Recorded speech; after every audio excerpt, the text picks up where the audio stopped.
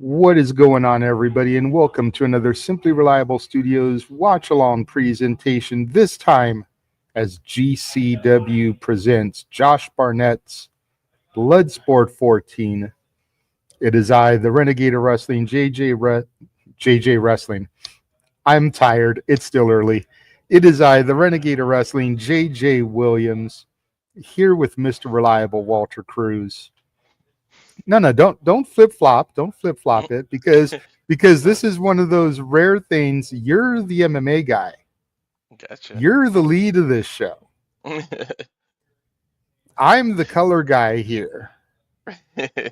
You know, you're the MMA guy, so you're the one that's gotta carry me through this. But we've got 9 fights announced. And we've got WWE representation. We've got MLW representation. We've got TNA representation. We've got GCW representation. The WXW Unified World Champion is in action here, non-title. We've got WWE ID prospects on the card. There's just a lot of stuff and commingling. This is one of those true Forbidden Door type of shows. Not to knock or throw shade at AEW's Forbidden Door. Okay, that's not what I'm doing here. Don't get your panties in the bunch, AEW supporters. But for real, the Bloodsport shows are one of those true Forbidden Door type of things because there have been Bloodsports where we have seen WWE, NXT, TNA, AEW, all on the same brand. And it's really the only time and way we can get that. Because GCW has affiliations with all those companies, considering they did the ID showcase. Masha Slamovich is there all the time. The Hardys were there last night. Megan Bain is under contract there and wrestles for them on a regular. Billy Starks was on the show last night. Right there, you've got WWE, you've got TNA, you've got, AEW. So that's one of the things that I think has really helped rope me into the GCW presentations is it feels like they're the true Forbidden Door. What's up, Charles? You know what I mean? Hell yeah. That's what I love about Bloodsport. And what I just noticed, I think, correct me if I'm wrong, I don't think Josh booked himself. He I don't didn't. see him. Yeah, this is the first one that I've ever called where he didn't book himself. So it's kind of hard to see what was the main event. 'Cause if it was me, I'd do Nattie versus Masha, to be honest. Yeah, But for me, that has to be the main event, dude. That was the first match announced. That's the one that's been promoted the most, and we'll get there. But I think maybe Barnett had some other stuff that he was doing. Possibly he was injured in another fight. I'm not sure because I know he fights outside of Bloodsport. And maybe he was just saving himself in case there was, a card subject to change moment and he needed to peg himself in there. True. Somebody wasn't able to show up. Okay, I'll just throw myself in here. Mm-hmm. Yeah. It's But kind of awesome to see. let's start going through some of these, and I'm going to do the middle row first because those are the matches, no disrespect, that I care about the least. Mm-hmm. So we've got Matt Mako versus Ray Jazz. I don't think I've ever seen Ray Jazz before. Matt Mako, James and I saw on a JCW show, Jersey Championship Wrestling. Definitely an intense fighter. Going to be curious to see what he does in the Bloodsport environment here. But again, no disrespect. The middle row is the row that I care about the least. So I'm hoping that some of these are early fights so we can just kind of get them out of the way. Yeah, Matt But then Michael. again, I also hope that they're a little bit later. That way, if I have to start, I can miss them. You know what Gotcha. I That mean? makes sense. Matt Michael. I remember he was in ROH. He had a bang. He had a fight against Willa Yuta. Yeah, so Okay. people can check that out because that was a good match. Oh, wheelie Um, useless, as people like to yeah, call them. yeah, and I think he fights tomorrow in the high noon event too. Yeah, It, because it, that's a it, Jersey Championship Wrestling yeah, show. So, yeah. I'm pretty sure that's where he comes from is JCW. But we Hmm. don't cover a whole lot of JCW, which is why we're not super familiar with him. Yeah, but I've heard of him, and I, I don't think I've ever seen. Uh, Look, I can't even think of his name right now. The other guy. I don't think I've ever seen him. Jazz. Um, he might have been in the Bloodsport before and been one of the openers that I forgot about, but I don't know much about him either. So we're in the same boat. So blank canvas to see him. Fair enough. Then we go to Nick Comoroto versus Simon Gotch. Simon Gotch, correct me if I'm wrong, was one of the vaudevillains with Aiden English, Mm-hmm. who, of course, Matthew Reinhold does, or Ray Walt, who does commentary on TNA. I've seen Gotch a couple of times on the indies because I'll never forget the mustache. Mm-hmm. Definitely looks like an old school vaudeville villain type of gimmick with the mustache, which is probably where they got the tag team name, if we're being fair. But Jeff Statboy and I used to go to this thing out here in California. It's gone now. It was in Long Beach called the All American Melodrama Theater. And they would put on vaudeville like plays, but they were parodies.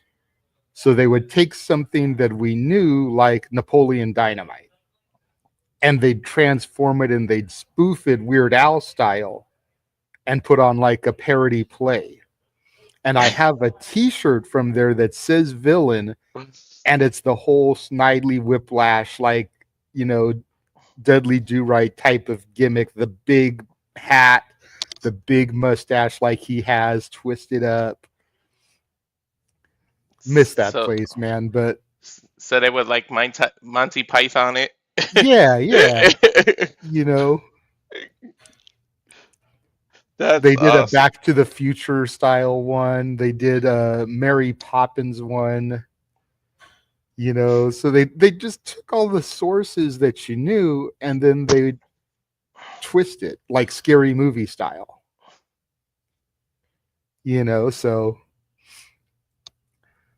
but That's a just really good just idea. looking at these guys, I feel like Comoroto's got the advantage here, but Gotch is a hell of a technician. So you never Oh know if yeah. the small guy can make Goliath topple. Yep. I mean, Gotch was in the last Bloodsport, and hell yeah, he still got it, and he performed very well. And I actually think he probably has an amateur wrestling background based on his style that he used the last time he was in Bloodsport.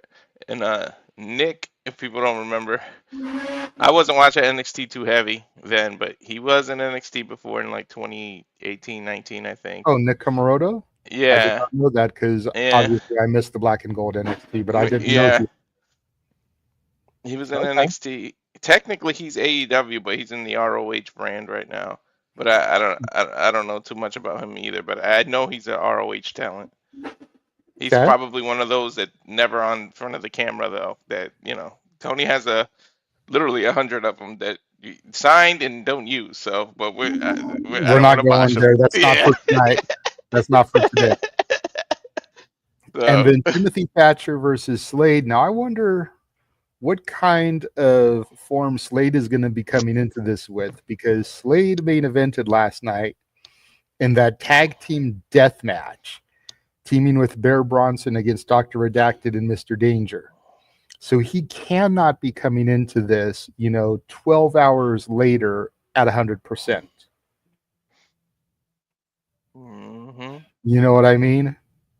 yeah, of course. But to be fair, though, after I like to say when you're a professional wrestler, the only match you've ever 100% in is your first one. After that, you're never 100% again. That's fair. And then Timothy Thatcher, man, one of those catch-can grapplers.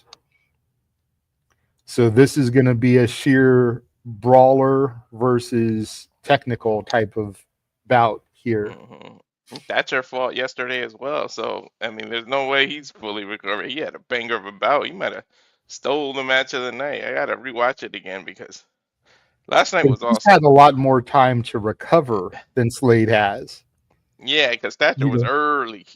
yeah, his shit was like at 1:00 our time. Yeah. Slade was in the main event going at like 8:30 our time, so he's literally Mm-hmm. had like 14 hours, depending on when they put his fight. And Mm-hmm. he probably slept for part of that. Probably. Went backstage, got stitched up, got the blood cleaned off, took a shower, went home, ate, went to sleep, came back to the arena for this. Mm-hmm. That was literally probably what his regimen was. Probably, yeah.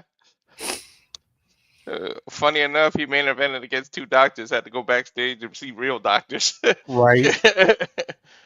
All right, so now we'll go down to the bottom row here. And these matches, or at least two of these, were literally made like 2-3 days ago, last minute additions, as the War Raiders come to Bloodsport. First, War Raider Ivar is going to take on Royce Isaacs. And when Erik was out of action from his injury and then on paternity leave because Sarah Logan, his wife, had had another kid for them, Ivar really started to show up and show out and impress me. Mm-hmm. And seeing some stuff that a big dude shouldn't be able to do in the ring. Very Brody Keane-esque. Royce Isaacs I've seen a few times, traditionally in this Bloodsport environment. I know he can go full tilt balls to the wall, but I'm curious to see what Ivar brings here. What about you? Me too. I wonder if they put this together last minute because the travel issues and because WWE's in town for SummerSlam in Jersey or well MetLife in Jersey MetLife isn't too far. Josh Barnett made a couple calls and say, "Hey, can I borrow some of the talent you don't have booked?" And Triple H was like, "Here you go." So I wonder Right? if that's how that works. But yeah, Maybe. um, one of them fought in Bloodsport before. I can't remember which one. It might even have been both, but It might have been Ivar then because yeah. Erik is still fresh-ish back to the company. I think Hmm. he's maybe been back for a little over 6 months, 6 to 9 Yeah. months. So he only would have been able to fight at the last Bloodsport event for WrestleMania week, and I don't think he did. No, So it no. might So have been Ivar that has fought before. yeah, it had to be Ivar, but they can fight, and it's gonna impress me. And Isaac is no slack. He comes from New Japan, so and you know how the style of New Japan is. Mm-hmm. So he's gonna tell Erik, bring it, and I can't wait. Like these two are gonna clash. It's gonna be a banger for real. And I love the pacing, how Bloodsport does their thing. So we're in for it. And you want to talk about Banner and Brain It, Erik and the one called Manders. And the one called Manders has thoroughly impressed since I started seeing him this year. Me and James have become a huge fan of him. I'm pretty sure you have too in the few GCW shows that you've seen. Hmm. I think Erik has his work cut out for him. I'd almost rather see the one called Manders and Ivar, because I feel like Yeah. that would put the one called Manders behind the 8 ball, having to go up against the big man. This, I feel like on the surface, it looks like it's too evenly matched, in which case I give the edge to the one called Manders because I don't know about Erik's, if he's ever really done the Bloodsport environment before. Yeah. He has he impressed me, but yeah, this is gonna be good. And one commander, this is like two big boys fighting over the last piece of chicken at the buffet line. Like this is Man, so I've good. been craving chicken too lately, damn it. All Don't right, get me Javai. messed up here, Walter. Like, it's gonna be a fight. They're gonna clear out the buffet, and at the end, neither one of them gets the chicken. That's what's gonna end up gonna happen. Damn it. Talking about chicken. And then from there, we've got representing NXT, Charrlie Dempsey taking on Dominic Garrini. Now, Garrini, I actually did a little bit of research on, and Garrini was half of the tag team that YDNP defeated to become the GCW tag champs. But I don't think I've seen Garrini since that fight, that match for spring break.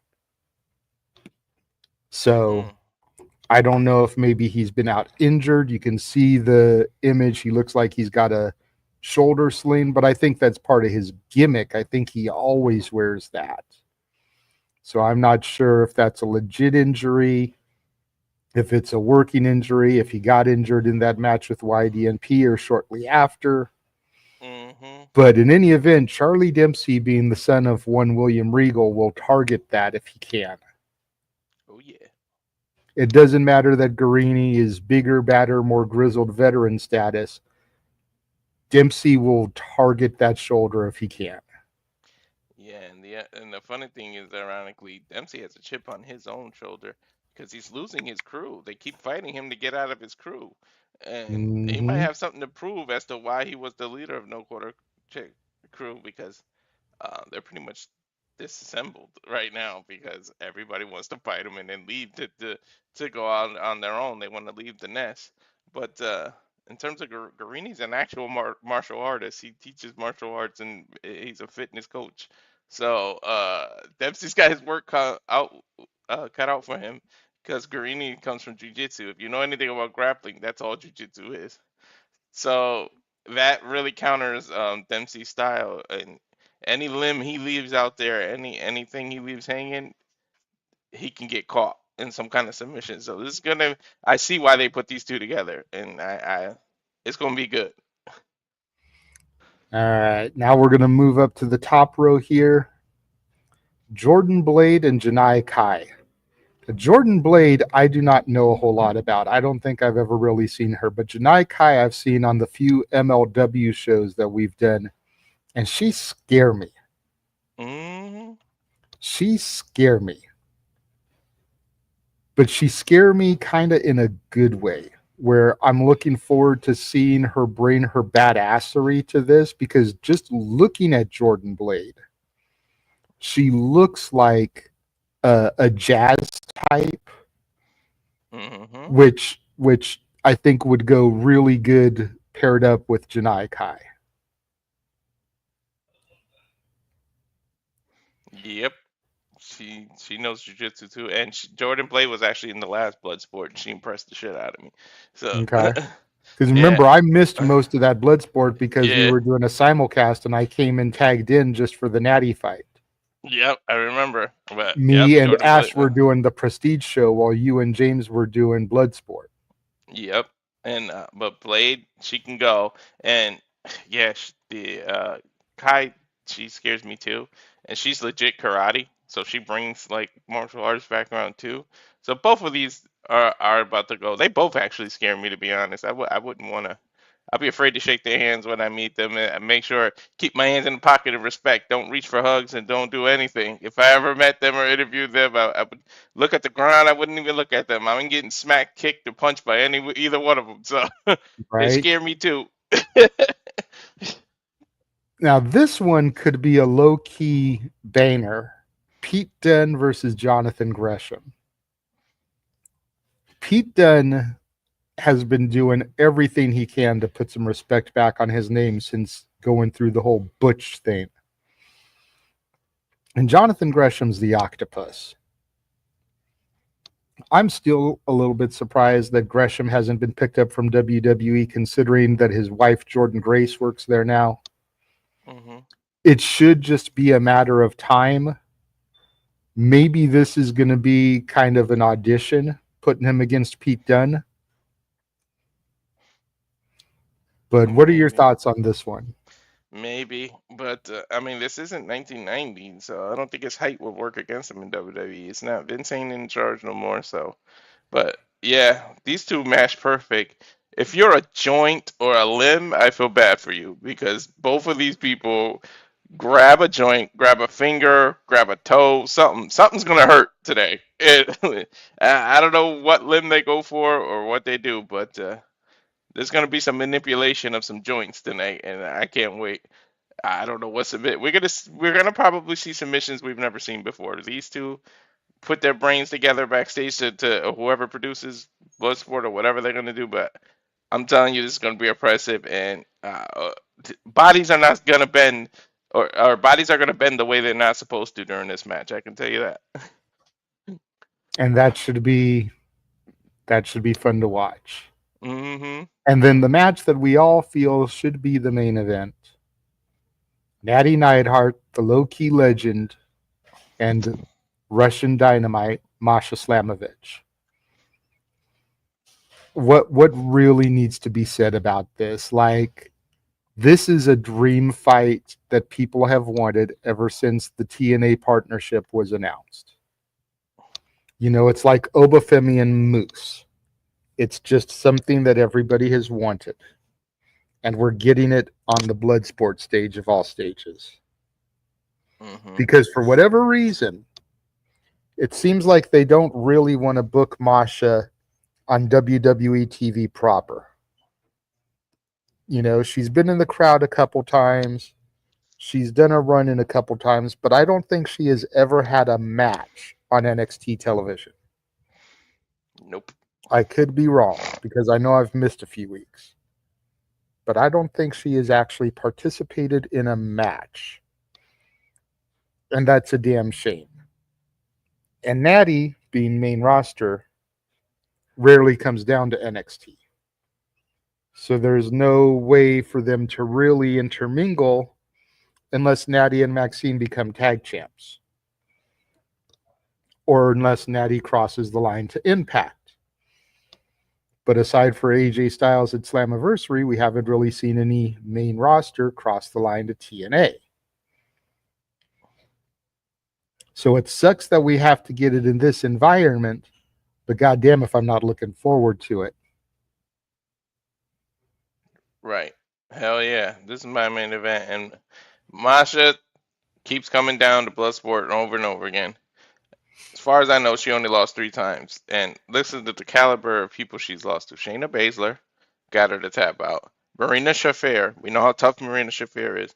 And the only one I don't remember research is Allison Kay. I don't know too much about her, but she TKO'd Masha. And that So it was was a lucky punch or kick. yeah, pretty much. Those are the only times she beat that Masha actually lost at Bloodsport. She defended her TNA title at Bloodsport before. She is a Bloodsport veteran.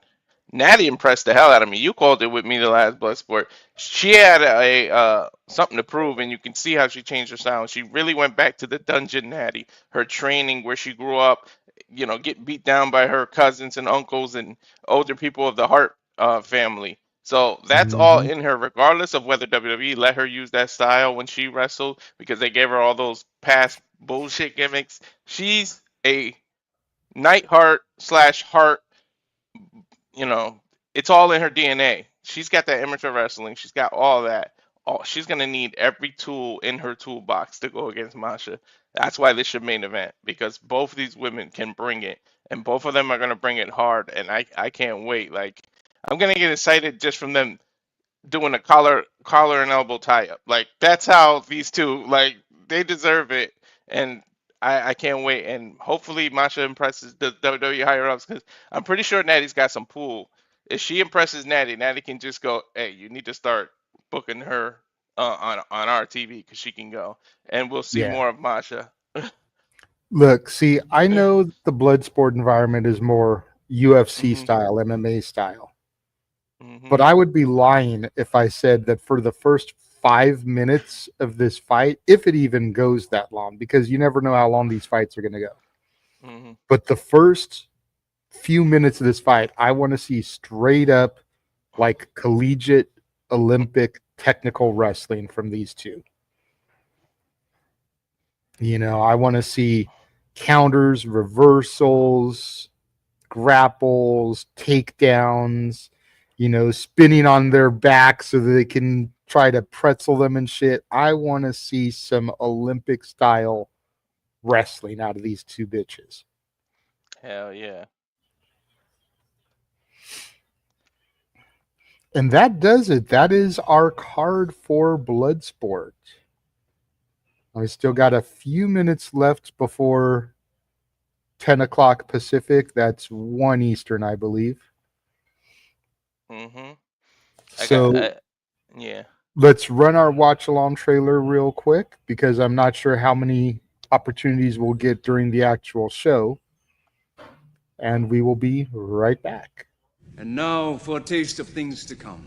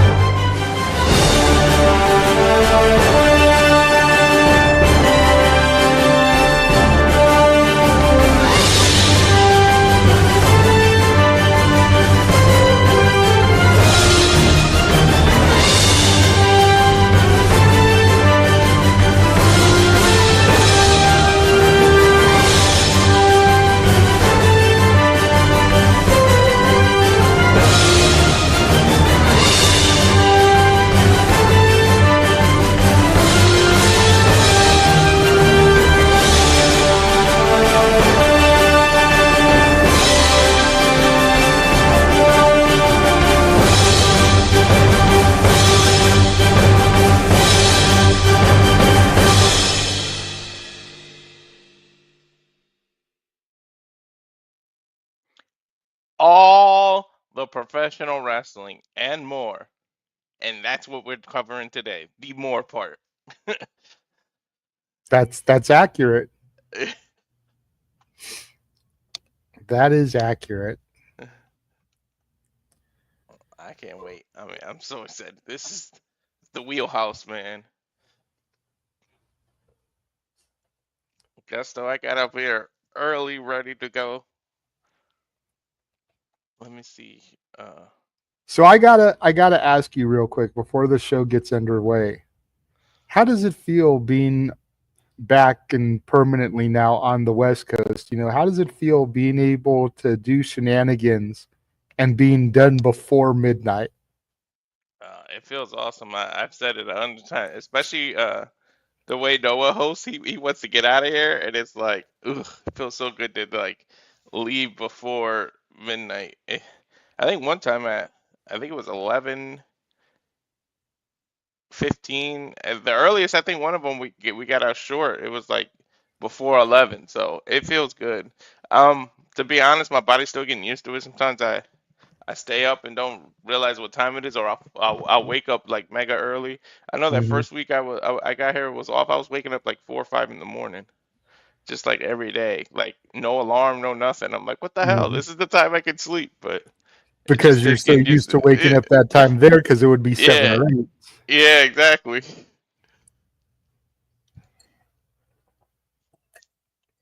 But it's not, and believe it or not, when I came where I'm at, it's actually not as hot. And then where I left, my mother and everybody's calling me saying, "Man, it's so hot," and I'm like, "Ha ha."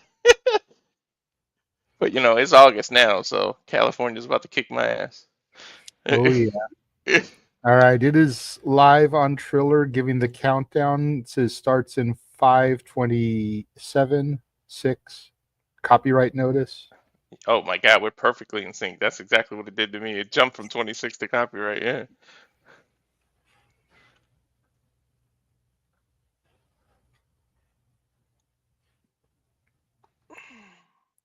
10, 9, 8, 7, 6, 5, Hmm. 4, 3, 2, 1, 5 minutes flat.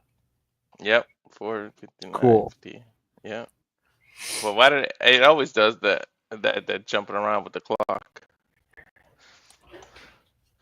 But I love there's something Bloodsport gets me excited, and the fact that I love how they do it. Like the opening, they usually bring everybody who's wrestling into the ring. They split them in half. They show up. Josh does his little speech, and then they just get going. There's no BS in between. Mhm.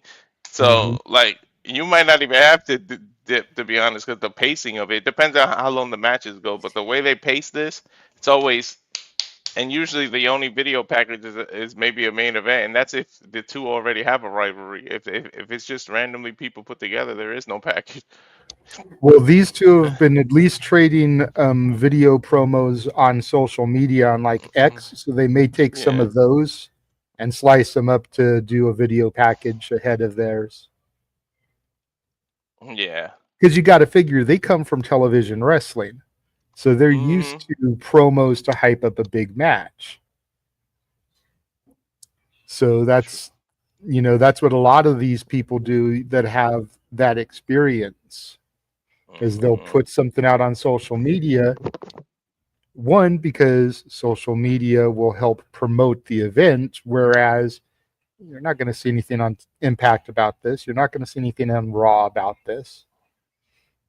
They're not going to show commercials there and hype it up. So how do you hype up the fight? Social media. So these television wrestlers will do a little 30-second, a minute video promo, throw it out there. Their followers will get behind it. They'll retweet it. GCW will retweet it. Barnett will retweet it.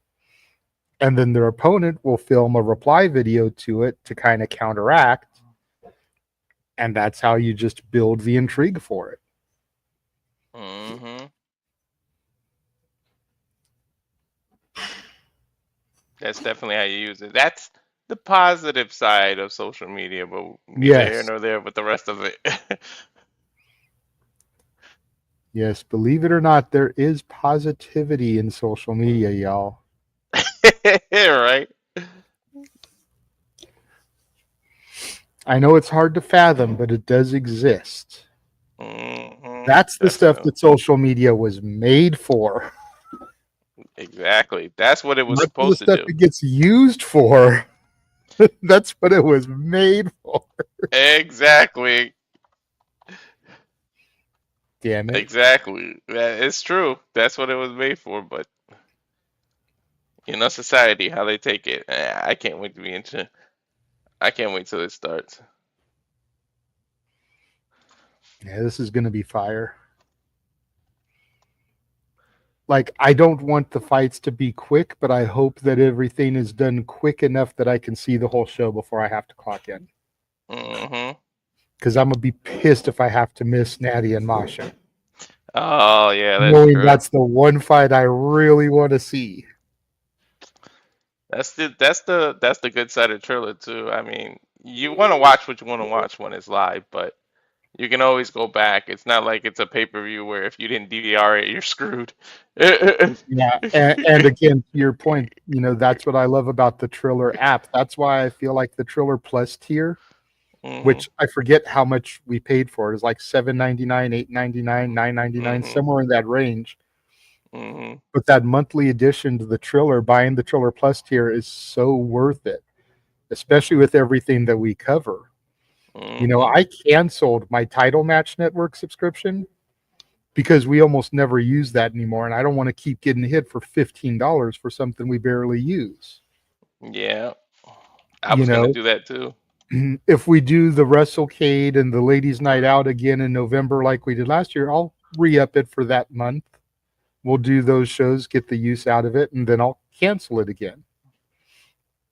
But the Triller Plus, with it having House of Glory, with it having GCW, with it having some of the other companies we cover, it's worth it because GCW traditionally puts on like 4 shows a month. Mm-hmm. $10 for 4 shows is incredibly worth it. You just reminded me to cancel Title Match. I kept meaning to do it, and I just got dinged for the $15 the other day.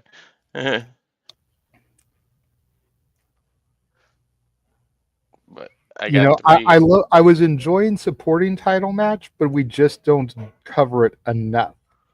Now getting another copyright notice.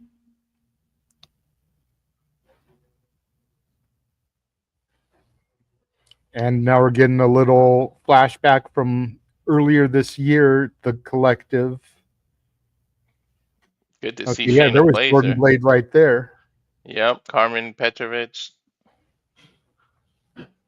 Miyu Yamashita, Josh, Gabe Kidd, Gabe Kid. I was gonna say Thatcher, Kid, but I couldn't remember his. Gresham. There's Barnett. Yeah, because Gabe Kidd fought Barnett, and that shit was a Mm-hmm. low-key banner. Oh Carmen yeah. Petrovich really put on a good performance, too. I was hoping she would get a little bit more of a push in NXT after Bloodsport, but she's kind of been, like, nowhere to be found. Mm-hmm. There's that kick. Oh my God! I couldn't believe Nattie kicked out after that kick. Huge German.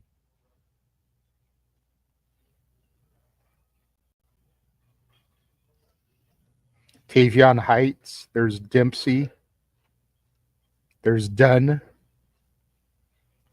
Nattie and Miyu Yamashita. Zack Sabre Jr. and Gresham. That was a match of the night right there. Hell yeah! Especially for our Canadian friend. Ash. And then there was Kenzie Page, the NWA Women's World Champion, after the fight, setting up the match that they had at the Crockett Cup. It was Pete Dunne doing some manipulation there. Which I still think they made a mistake by not having Nattie beat Kenzie Page, because they could have ran it back at Evolution, had the NWA Women's World Championship on the line at Evolution, and put Kenzie over in a big way on a major stage ahead of their 77th anniversary show. Oh my With God! NWA now being on the Roku channel and everything, like that would have been huge for ticket sales and everything for NWA 77. Hell yeah! Oh my God, dude! I hate this. The Last Outlaw highlight package, man. I That's love it, cute. dude, because it shows a little bit of everything. You know, you see the high flying, you see the violence, you see some of the talent. I think it's a great representation of what GCW Yeah. is. I'm joking. I don't hate it. It's just I cringe with certain parts of it. And there's the Bloodsport logo. Here we go, And JJ. the Are you video ready? hype package. Hell yeah, I'm ready. Bloodsport comes to Rutherford. I hope no card subject to change stuff has happened. Well, anticipate it. And if it ends up going through clean, then even better. Exactly. You know, I'm curious to see what happens with Bloodsport London, which is coming up, I think, in October. You know, because they don't usually run Bloodsports that close to each other. You figure the last one we saw was Mania. That was in April. So it's been about 4 months since we've had a Bloodsport. And if they're doing Bloodsport London in 2 months, you got to figure they're going to probably use a whole different crew of people. Yeah, Even probably. in UFC, there's usually 4 to 6 months in between fights for a fighter. Body's got to heal, got to go through concussion protocol. Then they got to start training for their next fight.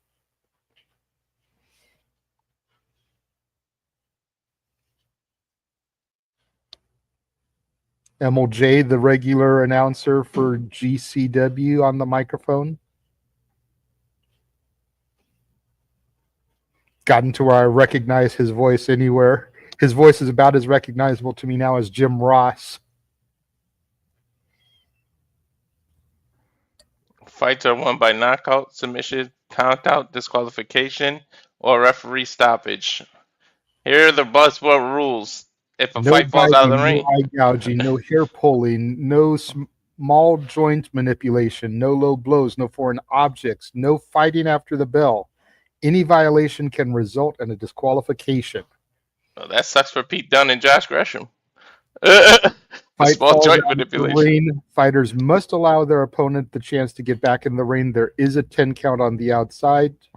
And then, like you said, fights are won by KO, submission, referee stoppage. 15 minutes with a 5-minute overtime if necessary. Main event is 20 minutes with a 5-minute overtime if necessary. If there is no decision at the end of overtime, the fight is declared a draw. Let's meet the fighters. There we go. GCW Bloodsport 14.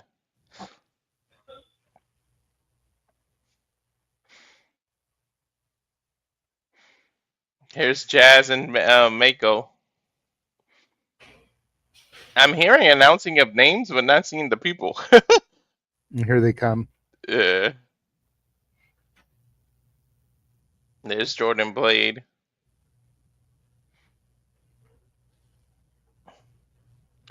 Janai Kai. I love the uniqueness of not having ropes, too. Mm-hmm. Look at that. Scares you and me, JJ, and we're big people. Nick Comoroto. The crazy thing is, like, a lot of these people, and I don't want to, like, kill aura or anything, but I bet you get Janai Kai behind closed doors and she's like a teddy bear. She's probably one of the sweetest women you'll ever meet. But just her presentation, she looks like if you just look at her wrong, she will gut you like Han Solo did the Tauntaun. Mm-hmm. You know what I mean? Like, yep. There's Charrlie Dempsey.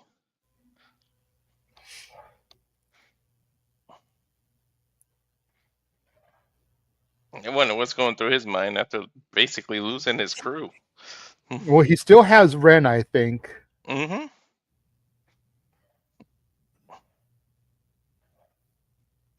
You know, since GCW does, you know, the intergender matches, you might as well book the Dempsey versus Ren Sinclair match on a GCW event, and if she wins, she can leave the No Quarter crew, and you can kind of combine storylines into NXT.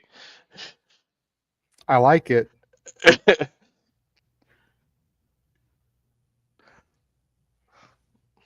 Damn! Now I actually want them to book that.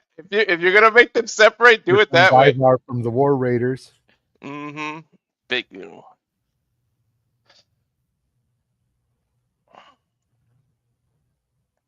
Is Royce Isaac. He impressed me last time he was in Bloodsport. Mm. He can go.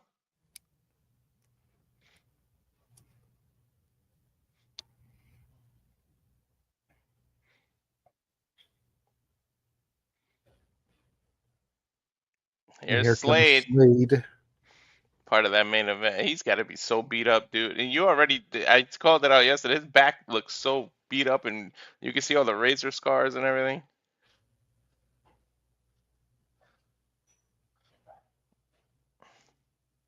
Here comes Thatcher. He might have gotten a little bit more rest than Slade, but Dude, he looks fired up. Mm-hmm. Not as fired up as Jordan Oliver gets, but he still looks pretty wound up here. Mm-hmm. The one called Manders. Dude, look how Slade and Thatcher are staring at each other. I love how they do this big old V to come to a point, Yeah. but the closer you get to the front, the closer the competitors get to each other. Yeah.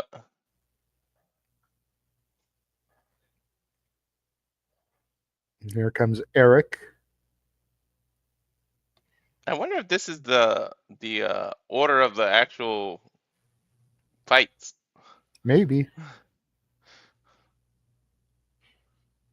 That crowd screaming war. The Octopus, Jonathan Gresham. Dude, look at the size of one called Manders and Ivar standing next to each other. Erik, yeah, I'm telling you, dude. That's why it's like I almost would have rather seen Manders versus Ivar. Look at Gresham squeeze in between them. She's like, funny. coming through, because he's a shorty, man, compared to them. Just look at how Manders dwarfs freaking Gresham. Oh, dude, I didn't even know Pete Dunne cut his hair. The Bruiserweight. Cruiserweight Americano. Masha Slamovich. So if your theory is right and this is the order of the matches, then they're opening with the women and they're closing with the women. Yeah. And the dudes are in the middle like a sandwich. Put the meat in the middle. And the women on the ends, because you know that Masha and Nattie are drawing the bread. Sausage, egg, and cheese sandwich. Hey, I had a couple of bacon, egg, and cheese croissant sandwiches before I left the hotel room. Look at And Nattie, here comes man. Nattie. Damn, listen God, to it the feels reaction. so good to hear the crowd chant her name, even though it's a smaller crowd than a Raw arena. Just to hear her get that love and show the respect. Look, Nattie isn't taking her eyes off of Masha. Masha has her eyes forward. Mm-hmm. These are the fighters.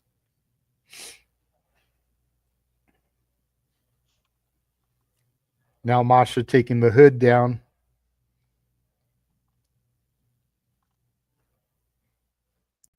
Bloodsport. Bloodsport. Bloodsport. Dude, I just got more amped just seeing this part. This is why they do that. Mm-hmm. And to think, we're almost 20 minutes into the stream and we haven't even had a fight yet. Mm-hmm. That doesn't look good for me. All right. Masha's grabbing the mic. Bloodsport is a place for the elite, and Bloodsport is a place for real fighters.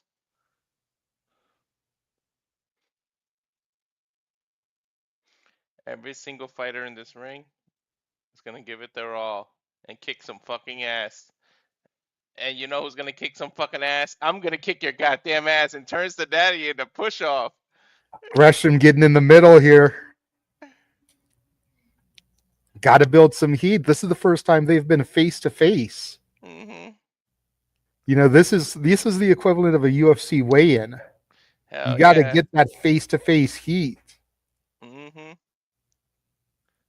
The crowd's chanting, "Fuck her up, Nattie. Fuck her up, Masha." They split it.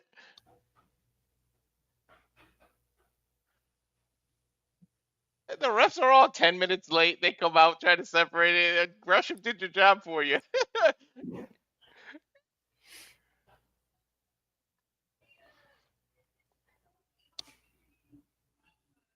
And I know WWE's tailored for kids, but you gotta let some F words slip in there. You see how much more oomph it just puts in there when we watch GCW? Mm-hmm. And Randy Orton loves to curse. Like, you ever seen him outside the ring in these interviews? Even when he was with the Sheamus workout, that man loves cursing. All right, looks like our first fight is going to be Matt Mako and Ray Jazz. You know, we didn't see them out there. Maybe that's No. why they didn't come out, is because they're jerking the curtain. Yeah, exactly. They said their names, but they didn't come out. Matt Mako has a 2-4 record. This is Ray Jazz's Bloodsport debut. Mm-hmm.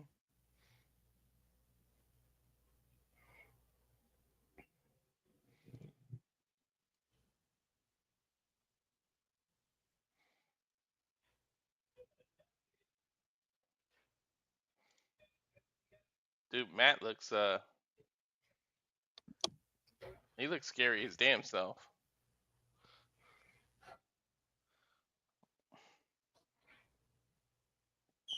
Do they use their own thing? I noticed that it's like a generic theme, but it's actually kind of a banger.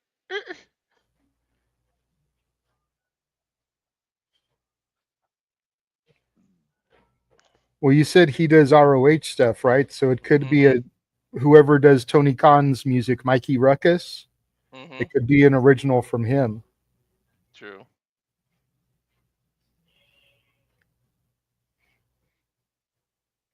I don't have it loud enough to where I can really hear the music. I know Nattie uses Rage Against the Machine Ray Jazz outside is of using WWE.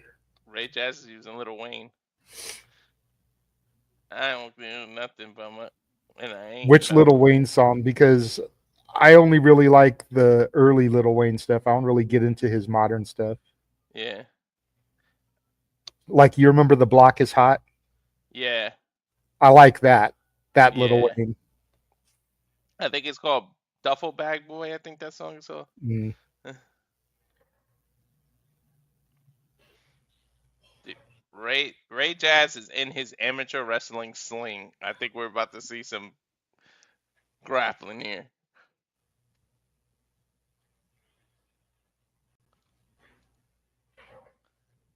Oh, Ray Jazz is out of New Jersey. Hometown boy. He better not choke in front of his hometown crowd. Hmm.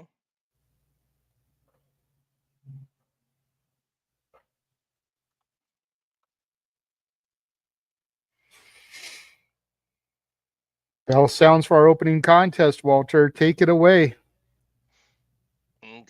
Oh, yeah, he's definitely a amateur wrestler. He's in that stance.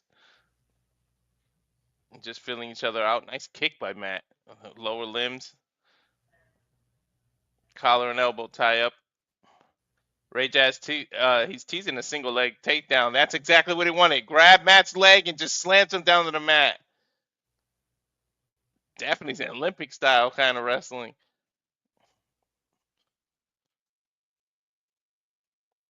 He has an extensive amateur background, but Matt countering, grabbing, looking for a leg lock, twisting. Ray Jazz doing what he's supposed to do and flip with it. Now has him in a waist lock and a stalemate. Crowd letting competitors know how they feel about both there. Jazz impressing you with his wrestling, JJ?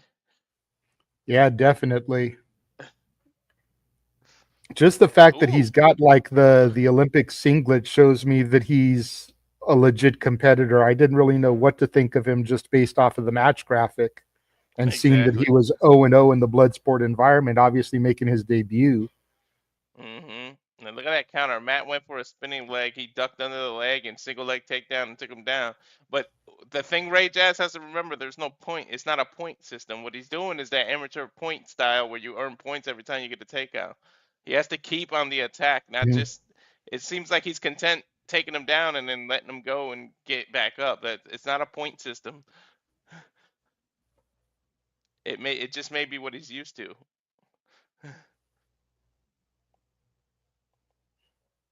Oh, spinning elbow by Matt. I think cleaned Ray Jazz's clock and then a suplex. Jazz covering up. Looks like he's going for an arm bar here, Matt. If he breaks the arm apart, we might see a tap here, but that's what you do. You try to bridge out of it, flip over. Nice reversal by Ray Jazz. That's the way you get out of an arm bar. Nice control there by Jazz. Yeah, nice waist lock. Ooh, good elbow. I don't know if the elbow got through, though. I think Matt might have been able to block it with his forearm. Still hurts, though.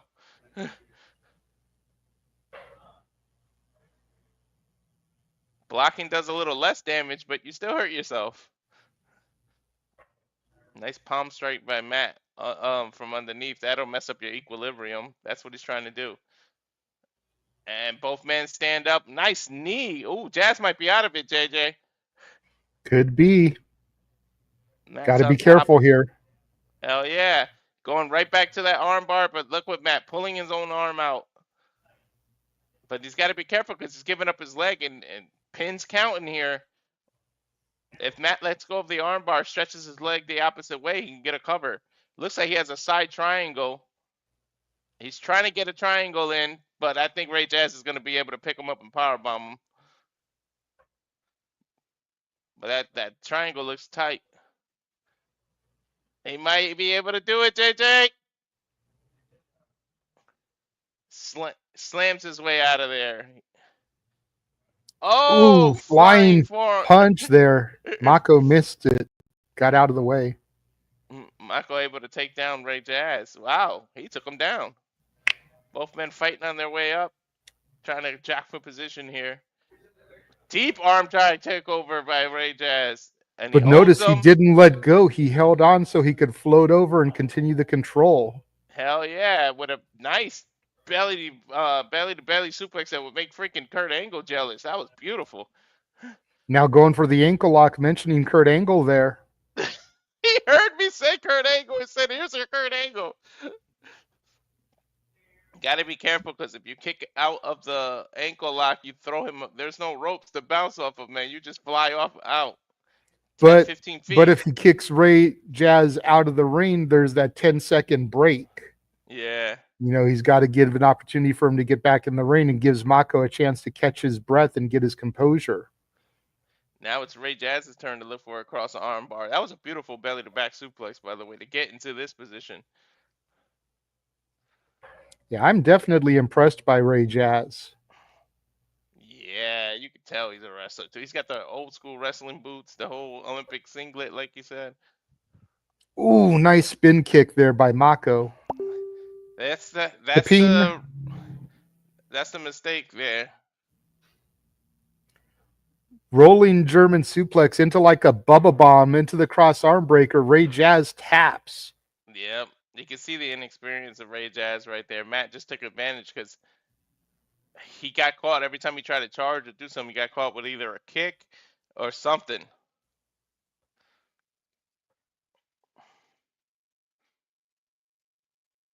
Yeah.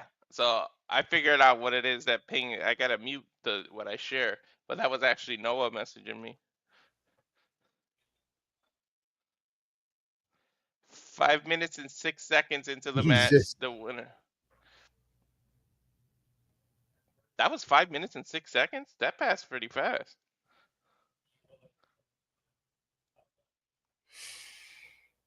Our boy from Rockin' Ropes, DJ. What up, DJ? Go DJ, because that's my DJ.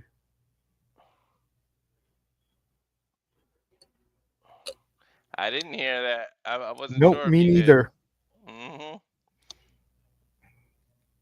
Don't believe everything you read until they report it general. See? This is what I like. See, they do this little flash and then the next match. Here's some highlights from Bloodsport 13. This is Dunne. Pete Dunne and Thatcher. So one of these two is going to have the next fight. I love that Dunne kept trying to hide from the referee to do small joint manipulation because that's a rule, and that's what he was doing there. The way he twisted his body so that he blocks the referee's vision. So Pete Dunne is just so smart in this match. I remember this. Going for the dragon screw leg whip, but Thatcher was able to counter it. He got a tap. The referee actually saw that small joint manipulation, but I guess it's referee discretion.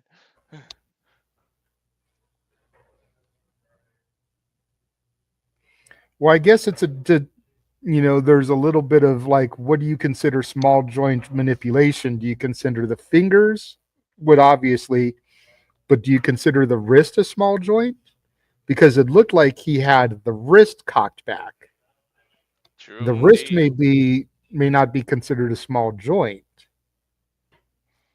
Well, they know the rules better than we do. Now we're going to Janai Kai and Jordan Blade.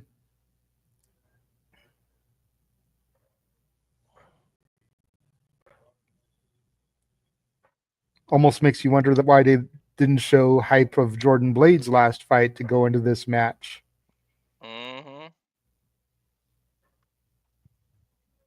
I missed their win-loss record. Did you catch what it was for these two? No, I was staring at the graphic, making sure I had the right one up. Mm. Oh, dude. I like her music, Kai. It's almost like sped up Japanese music. I feel like I'm fighting E Honda in Street Fighter right now.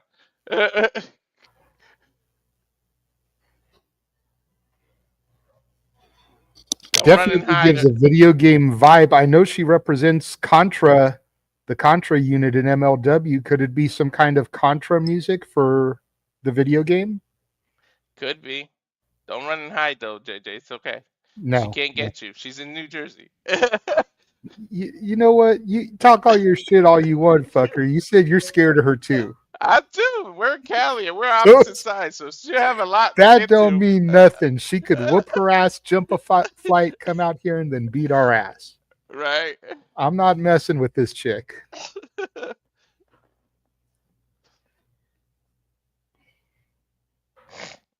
Fighting out of Richmond, Virginia.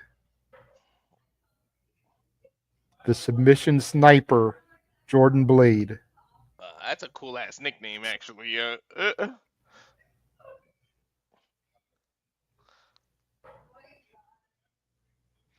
Fighting out of Washington, D.C. The Kick Demon, Dude, Janai both people, Kai. they both got some good ass nicknames. I like that. One's got wrestling boots, one's barefooted. So I think I know the styles that we're gonna get. There we go. Already single leg takedown attempt by Blade. Jacking for position. Oh, Nice nice Muay knee Thai from Janai knee. Kai. Out of the Muay Thai plum position. Blade with a waist lock. Takes guys down. It looks like I say at least 15-20 pound advantage by Jordan Blade. Nice knee lock here. It's spreading Kai out. That's an Mm-hmm. awkward position, dude. Oh. See, and if I was And they, Blade, I can't see if she's doing it or if she's trying to do it, but I would use that other leg to try to put pressure on Janai Kai's free ankle there. yeah, she didn't do it, but she neck cranked her. Now she's going for that other ankle. Think she heard you. Now they're able to, in a Now sitting going for a position, choke. into a cross arm breaker. Nice reversal. We're going to see a lot of armbar attempts tonight, by the way. That's just Bloodsport. Holy shit, that kick to the chest. Well, she was called the Kick Demon. Caught her And in the chin, maybe rocked her. Could be going for a KO here. She's kicking with that heavily taped leg too, almost like a cast. But then she hit a question mark kick on the top of the head, but Blade able to muscle her way over there. That's the weight difference right there. So That may she's just be blocking. her primary leg. She may be a righty by nature. So she's Oh yeah. got that leg a little bit more heavily taped because that's her dominant side. Oh my God, how smart was that? But Blade opened her arms up, laid them flat on the ground, and just went for a crazy forearm to the nose. And Now now she good looks leg like she's going submission. for like a cross arm breaker, but on the leg. Yeah, exactly. You can tell Kai is feeling it because she grabbed her knee right there. But now she's just slapping the hell out of her. There's a kick with the strong leg. Belly to belly. No. Northern Light suplex release. And notice Janai Kai has that long braid, kind of like Bianca Belair. You want to make sure she doesn't use it as a weapon like Bianca does, and she's knocked her out. Yeah, with a super kick. Like she did a thrust kick and just laid Blade out. I think she caught a flush on the damn jaw. That's the thing with these blood Nice. sports. They can end suddenly and eventually. This is good for you now. We were like 30 minutes in, but look how quick the two matches ended. Right? Look at this kick again. Super kick, catches her on the jaw, just drops her. Referee Yeah. goes right over her and bags Janai Kai off. Doesn't let her get any more advantage. She knows that Jordan Blade is out. Dude, that was out on impact. That's what a super kick is meant to do. Now, Walter, you see why I don't want to mess with her? Yep. She a bad bitch. This is what we call a bad bitch. 3 minutes and 15 seconds. Jesus. A little bit shorter than the opening. Show of respect here. Nice. Seems like it. Nice hug. Handshake and then a nice little hug between the two. You got the better of me today. There's always next time. Hell yeah. Dude, that's the thing that I like most about Bloodsport is that there may be heat before the match, but as soon as the match is over, there's a show of respect, and there's that feeling of there's always next time. Yep. Nick Comoroto, this is his Bloodsport debut. Simon Gotch is 2-4. He won his last one. Yeah, now we're getting into the nitty gritty, the pacing of it.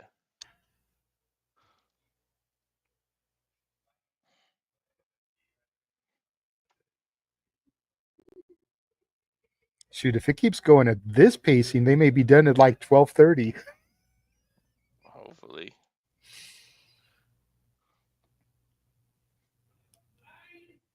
Mako just joined commentary, the one who won the opener.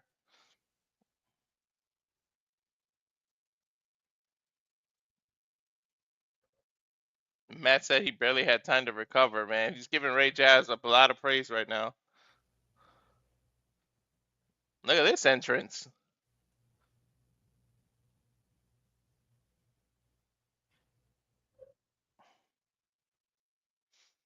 Halloween came 2 months early here, JJ.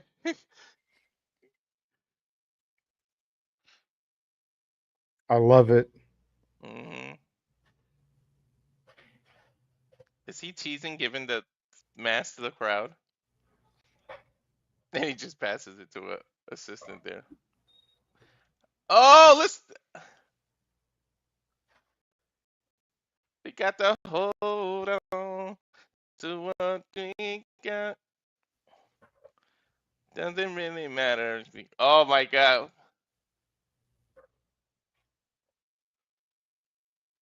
Still work on the docks. Uh-huh. Union went on strike. It's down on its luck. It's tough. Okay. I like him already. Dude, Bon Jovi is freaking underrated. I don't care. The Slippery with Wet album, track for track, is a banger.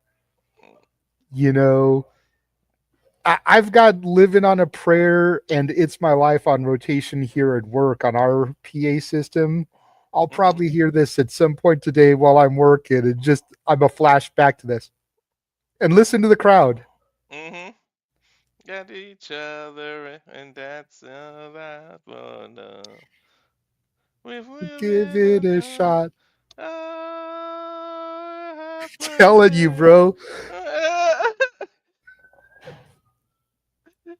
These are the moments that I love about independent wrestling. Stuff like this is why I cried when Bryan Danielson used Final Countdown for the first time at Forbidden Door. Because I was taken back to PWG when we were doing that. Before it became the cool thing to do at wrestling shows.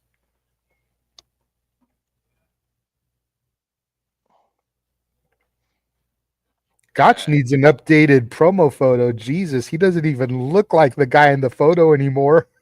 Not anymore. Take over for a second. I got a call.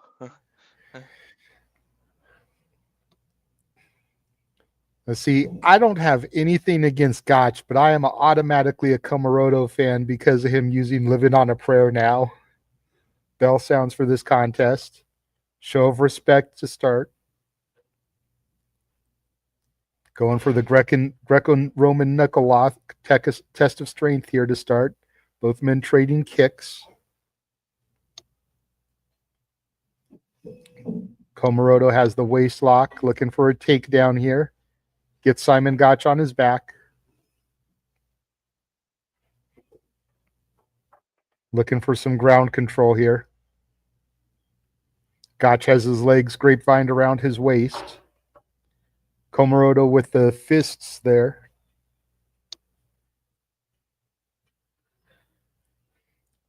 Nice paintbrush there by Gotch. Trying to get the big man off him a little bit. Gotch trying to twist over to his stomach, but Comoroto still has control.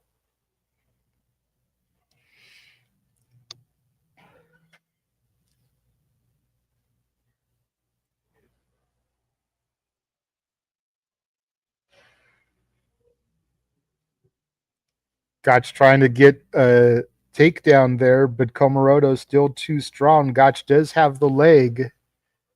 Trying to turn him around.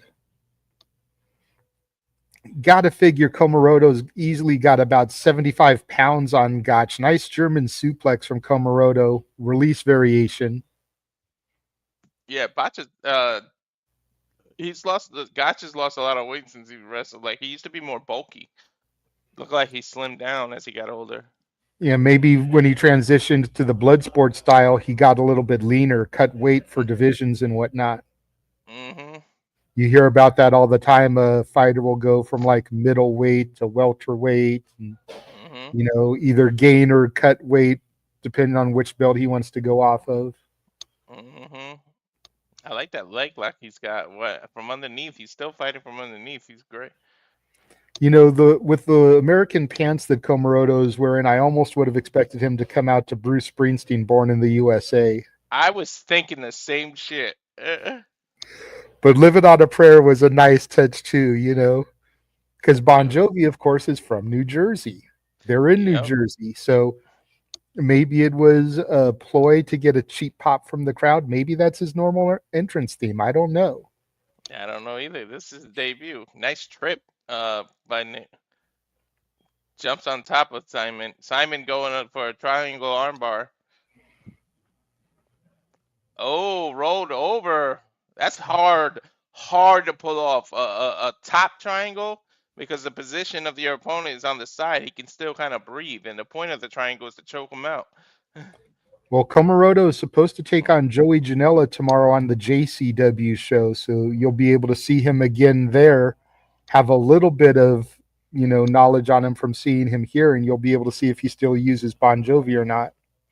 I hope so, because I would But love that again, moment. it's Jersey Championship Wrestling, and the show is in New Jersey, so it could just be something for the weekend. We'd have to see something outside of this weekend, outside of Jersey, to see if he still uses it.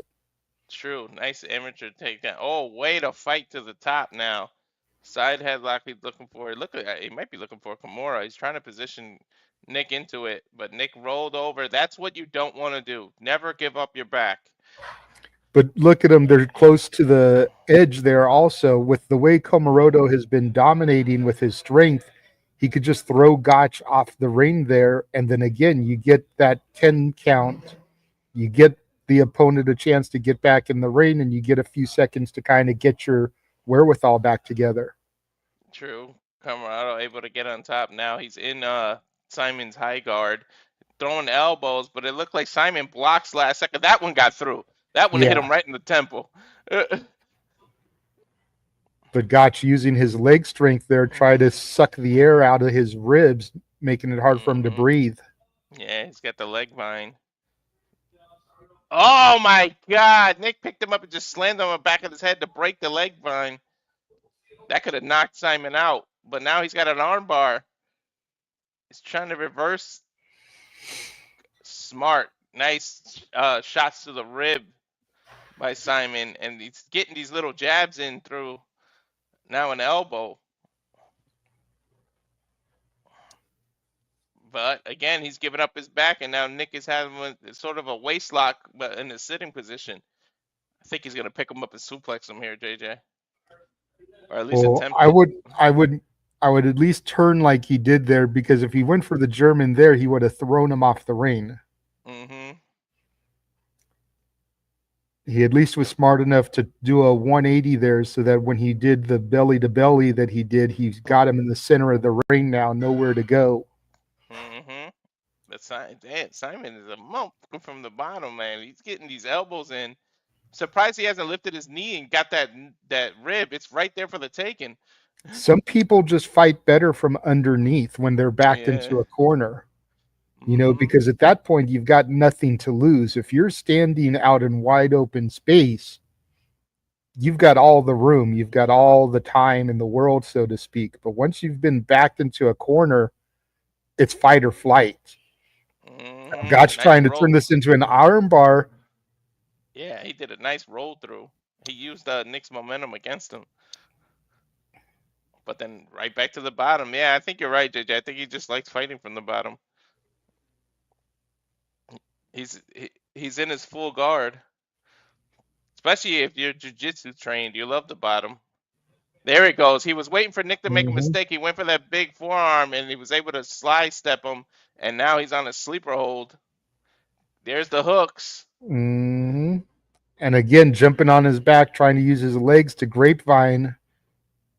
Oh, yeah, but he gave up his arm to try to flip him, and they went right into an armbar position. But Comoroto's still too strong. You see the way he has his fingers clenched, so he can't get the full there. And now a leg lock, grapevine leg lock by Simon. Nick was forced to tap. See, and Comoroto was dominant that entire match. Gotch took advantage, like you said, of a simple mistake that Comoroto made, and he was able to capitalize. Watch here again, the way he just pushed him off, grabbed the leg, grapevine, twisted, and there was no choice but for Comoroto to tap.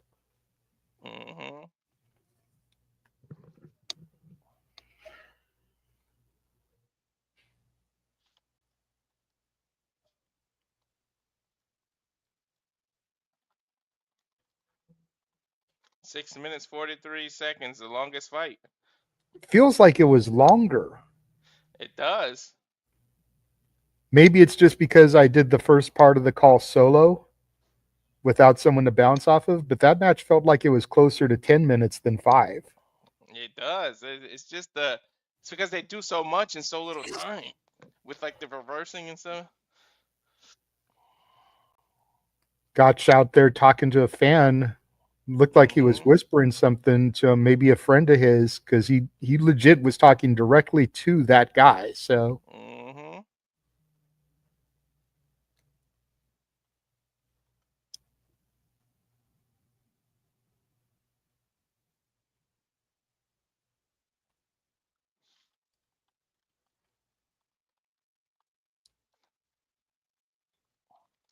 Dempsey hype video. So we may be getting the Dempsey match next.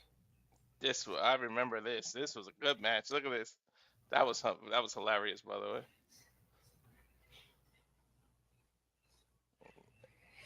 That's when he fought Aoki, a legend in the sport.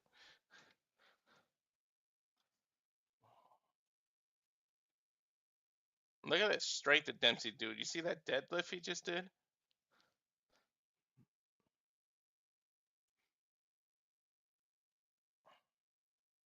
But Aoki was so flexible. Look how he was able to just reverse these moves that would usually stretch somebody out. Mm-hmm.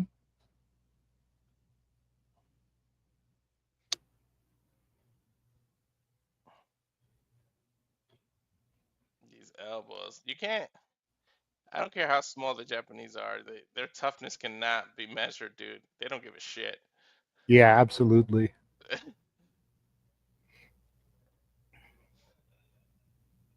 And then, if Taz wasn't already the suplex machine, you would give it to Dempsey now. Just dropped Aoki on his head and knocked him out. Jesus.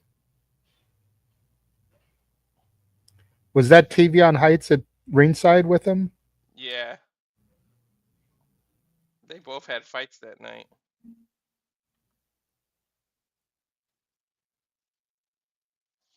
I'm just not used to seeing, a corner person for a blood sport match. Oh, yeah, of course.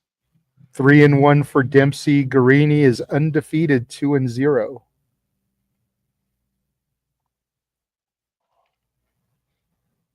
Fight number 4, and it is Dempsey versus Dominic. And again, Garrini, along with Kevin Koo, are who YDNP defeated for the GCW tag titles back at spring break. So Mm-hmm. here comes Dominic Garrini. Hey, the crowd's giving him a reaction. Show of respect more than anything, probably. Mm-hmm. Going barefoot here. I think it's Because the first. Mhm. Violence is Forever, his tag team were definitely a heel team. Yeah.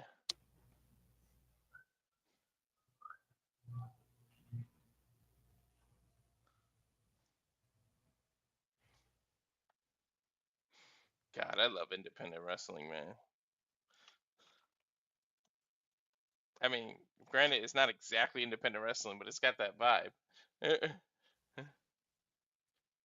I love Dempsey. You can definitely see his dad in him with his mannerisms, the way he walks.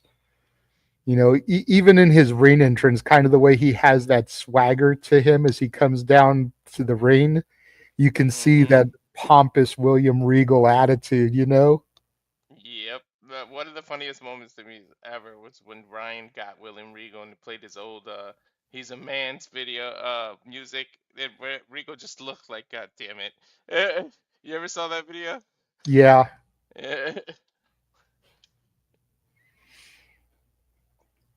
Dude, the Bone Collector, dude. These nicknames, man.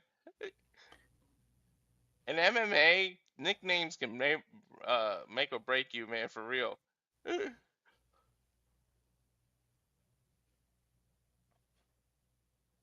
The mean streets of Blackpool, England.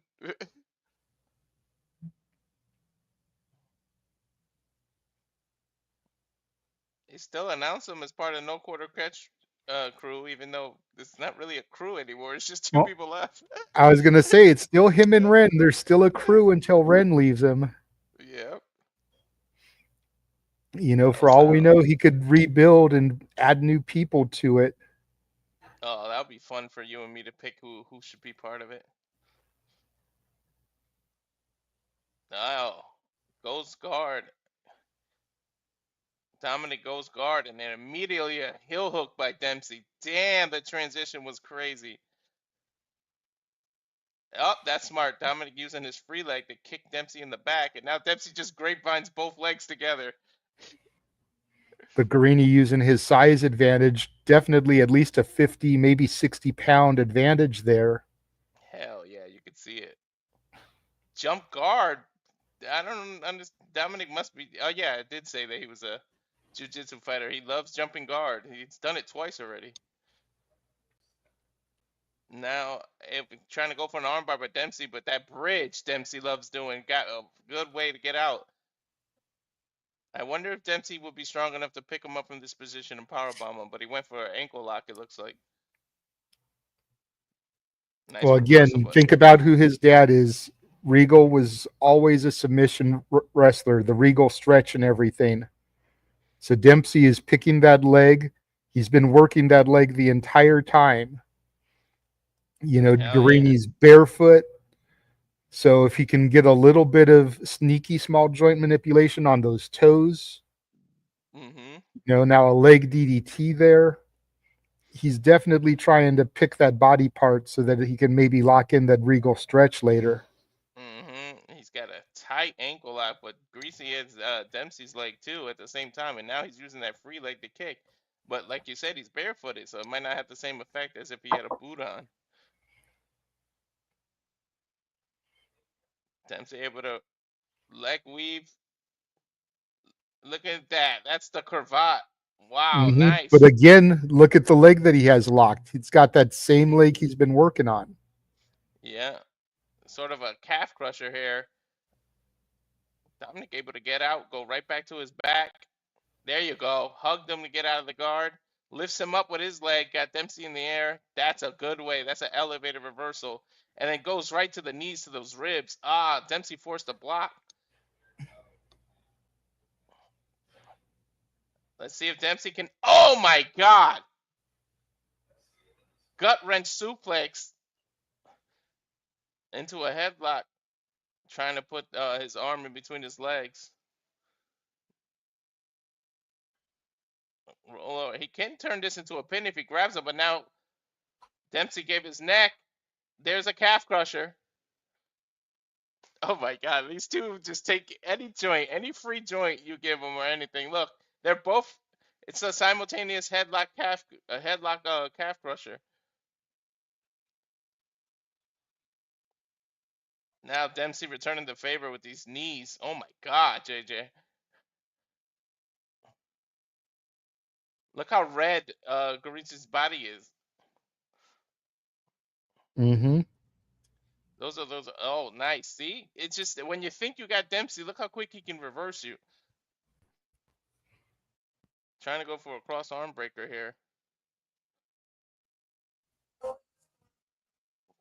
Garrini fighting Dempsey's legs to try to free his arm. Rolls over.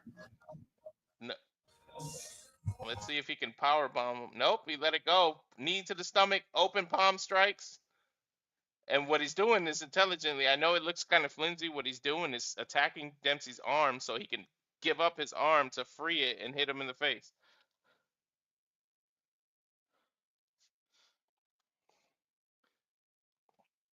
Very smart. He was trying to break Dempsey's defense by attacking his arms. Oh my Nice God, a knee to neck the roll. face. That was an. Oh my God, but he jumped guard and reversed it into an armbar. What a rollover.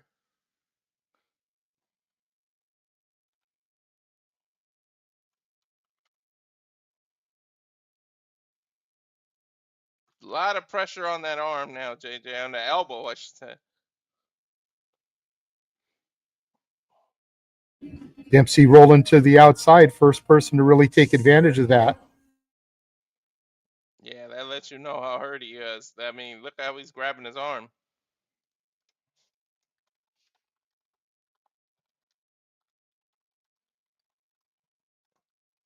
There's the European uppercut. And I that's a was just going to 5 say that I had to start muting my mic because they turned the music on here. I don't want us to get copyright pinged. Oh, okay. 5 minutes going. Nice slap. Oh my God. Garrini hit him so fast with that slap that oh, there's the Northern Light suplex into a bridge.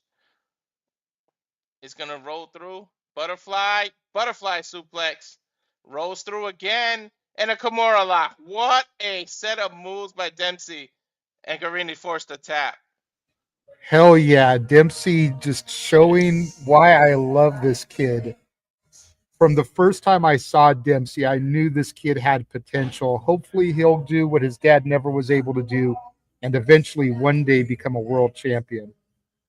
He's gonna at least get the NXT title. And maybe you know what? This might be the first step. That's why they're dismantling the crew. So he's not just the leader of a crew. He's on his own. And maybe Rem is his manager, but he's gonna go start going for the NXT title. He can be the one to stop Oba. People don't say Charles Dempsey a lot. He might be the one that can. I don't care how big you are. When you're on the ground giving up an arm or a leg, you can tap out. Dempsey might be able to be the one, JJ. Well, I mean, just again, right here, look at the size difference between Dempsey and Garrini. He was able to make Garrini tap. He can do it to Femi. Exactly. Now I want that match, damn it.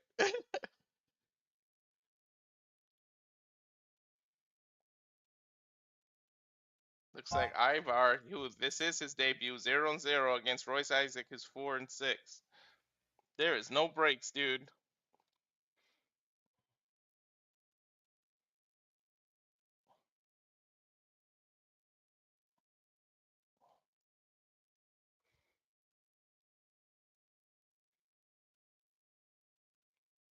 Ivar, he is using his WWE theme.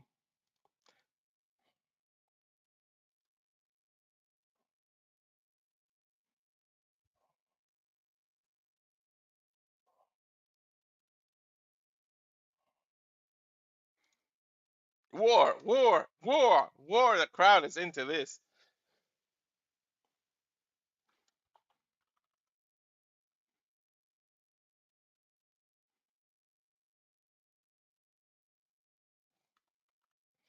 Erik out here on behalf of Ivar here.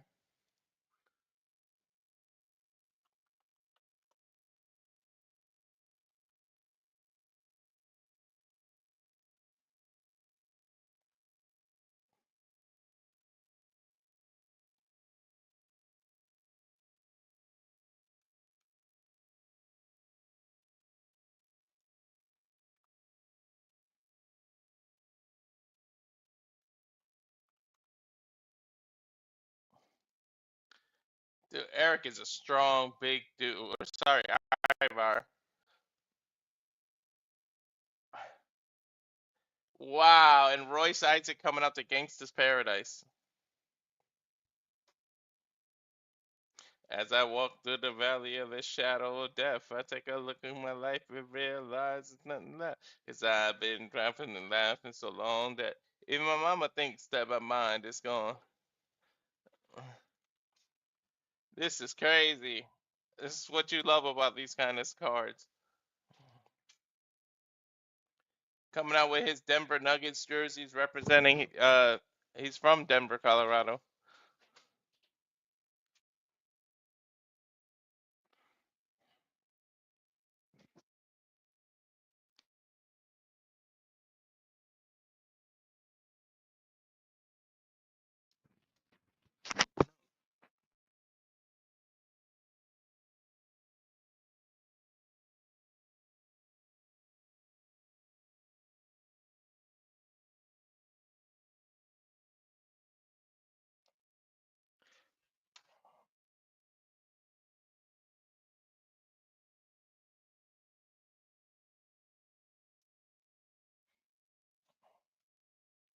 Ivar being introduced first.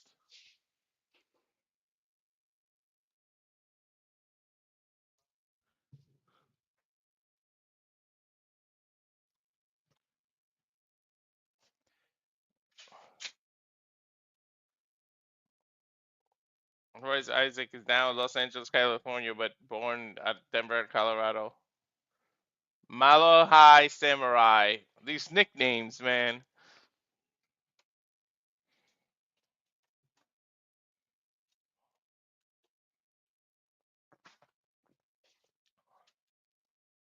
Bell rings. Here we go. Man, the size difference. I think Royce is giving up at least 50 pounds.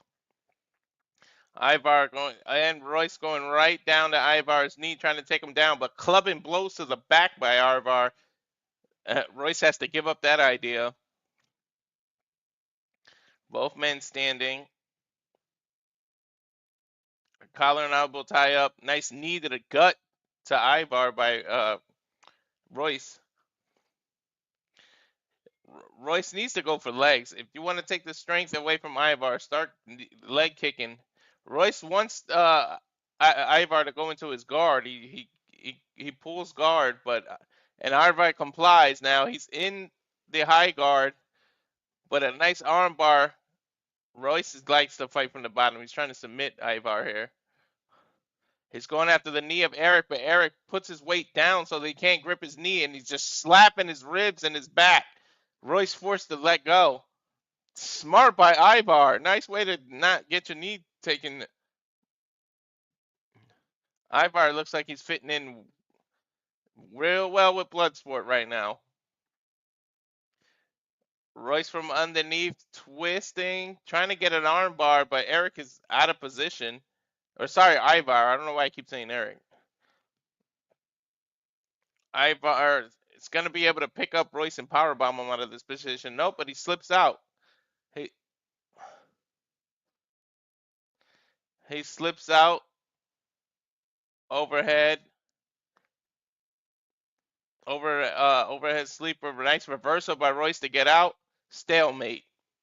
And the crowd gives it up to both of them. I'm back, but I'm going to stay off camera while I eat. Okay. Ivar fighting here. Nice little jab to the body. Royce, ooh, nice boxing by Royce. And now these Muay Thai knees. He caught Ivar. He caught him. Now he's trying to tackle him, but Ivar's able to pound his back. Ooh, good trip by Royce into a leg lock. And we know Royce has Ivar has knee issues. He was taken away from WWE for a while. Nice heel hook by Royce. Ivar trying to put up that. He kicks and finds his way out of it. Ivar worked his way out of that. Both men back to their feet. Good elbows by Ivar. Royce might get knocked out. Now forearm exchanges.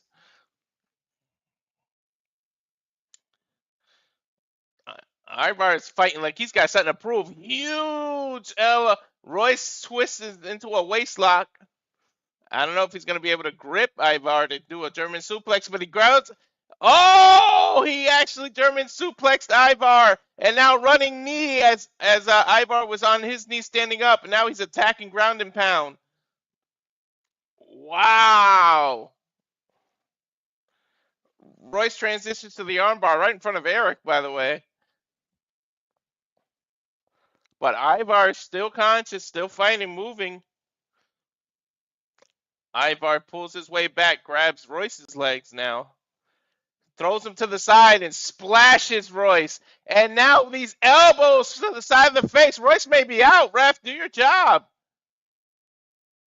Royce didn't call it. Max didn't call it, the referee. And now a side belly slam. Royce is hurt.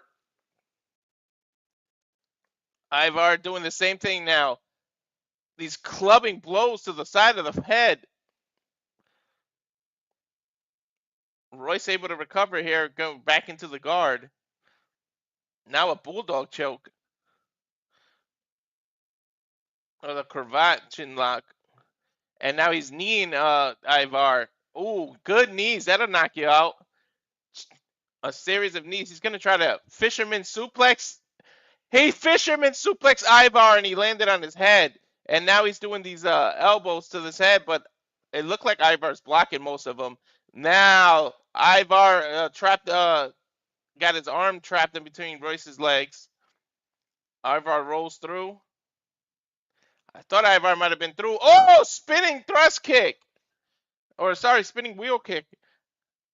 Royce is on his back. Ivar tried to do a senton, but Royce able to turn it into a sleeper. Ivar might be out. He's tapping. Oh, that one mistake Ivar made. Good grief indeed, Safet. Nobody has more experience in Bloodsport than Royce Isaac. He just took advantage of one mistake. You cannot make mistakes in this sport. But Ivar, to me, was a good debut. He just made a simple mistake. Definitely a valiant effort. Hell yeah. That's all it takes. Now, they should show respect after. Royce knows he's been in a fight. Look how hard he's breathing.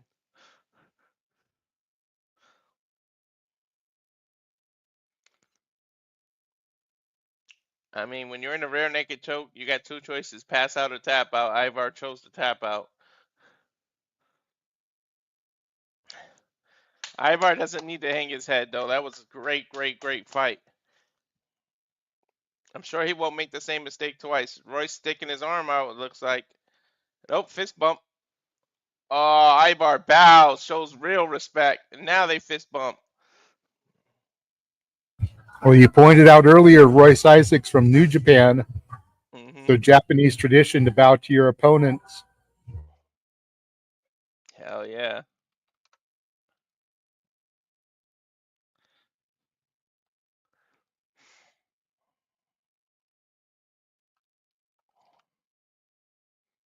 I think they're going to a.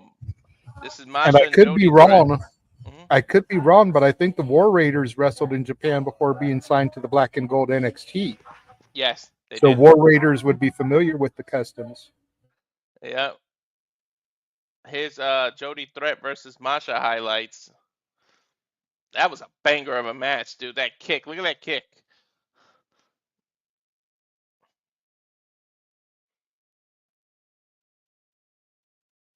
Masha was just able to knock Jody out, man.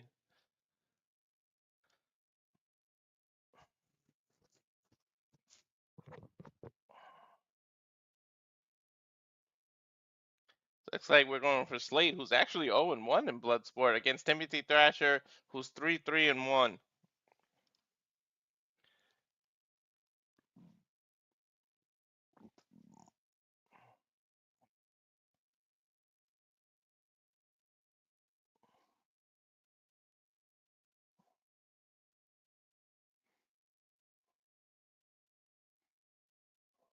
Some reason I thought Slade had fought more in Bloodsport.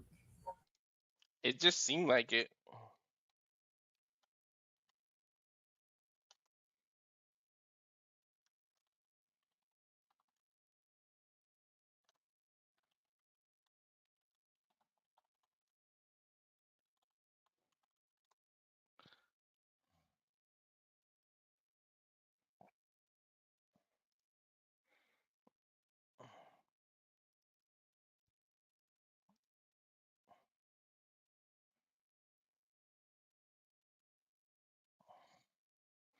Here's Thatcher. This man is. I love the kind of pants that Thatcher wears. Yesterday they were red and black. This one's the blue and black, but the like that style, I like it. Very Terry Funk inspired, like you pointed out yesterday. Yeah, exactly. This is gonna be a banger, dude. Look at the intensity in both men. They haven't even touched, and look at their intensity.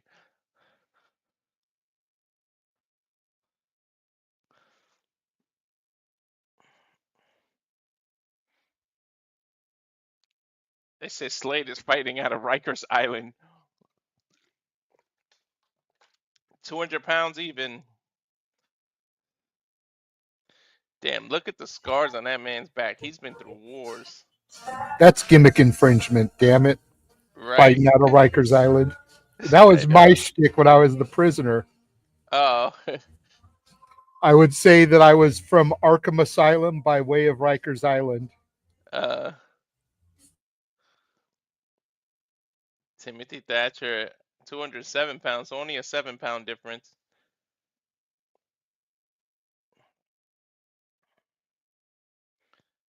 Oh God, good fist bump, little sportsmanship at the beginning of the match. Now jockeying for position here. Collar and elbow tie up. I didn't think that that's how this match would start. Side headlock into a takeover by Timothy Thatcher. Slade fighting from underneath, trying to punch his chest.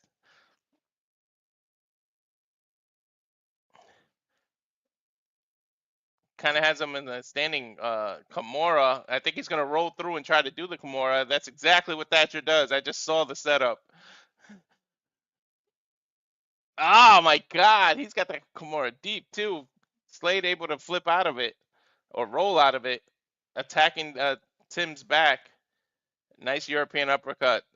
Aside from Claudio Costanoli, Timothy Thatcher has some of the best European uppercuts in the game.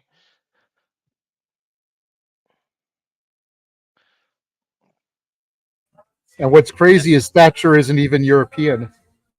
Right? Nice shot to the kidney, just with a knee to the Slade's kidney. Now he's got a mouth and nose. He's trying to wrench his nose there, trying to make it harder for Slade to breathe. But Slade able to pull Thatcher's arm lower. I think he's just trying to flip him over. Doesn't work. Thatcher just laid forward. So Slade's working against him. And I like Slade's Gaston style boots too, by the way. Gaston.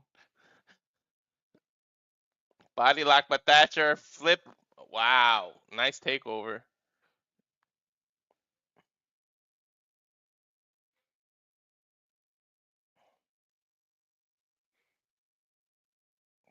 Thatcher with just a solid kick right to one of those scars. I think it woke Slade up there, JJ. I think you're right.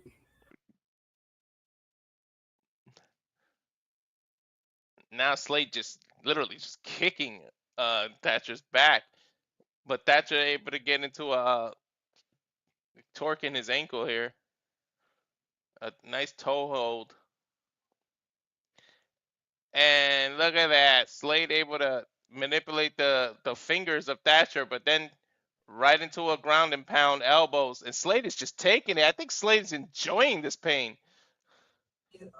Slade definitely looks like a guy that enjoys pain for pleasure. Commentary on the show was talking about the death match from last night and how crazy it was.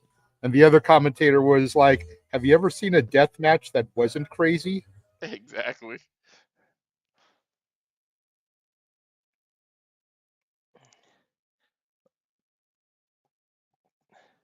That's just got a hammer lock from the front. I don't know if he's going to turn it into a northern suplex. Solarplex elbow. Oh, he's just trying to hit him right in the chest to where he can't breathe and knock him out. That's what he's trying to do. Now, as Slade, the way he's got the hammer lock, Slade can't swing back at him, but a headbutt. Oh my God, that headbutt kind of it looks like Thatcher's a little fuzzy now. If that had been Matt Tremont, he'd be busted open after that headbutt. Oh my God, there'll be pus everywhere. Slade able to stop, and then Thatcher grabs his leg. Looking like a brick. You know, pinning is a rule. I have yet to see any of the matches go for a pin.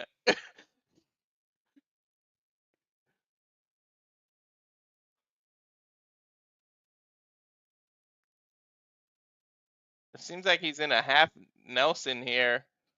And then opening Slade's ribs to just be able to punch him in the stomach and the ribs.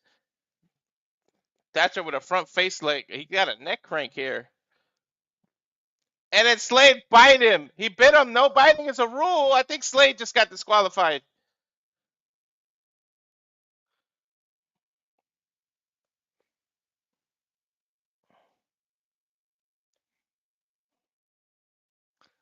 Slade just bit Thatcher, and they're screaming, "You sick fuck!" And I think that's Dempsey in there trying to break it up. The match is over. Slade has been disqualified, but they're just still going at it.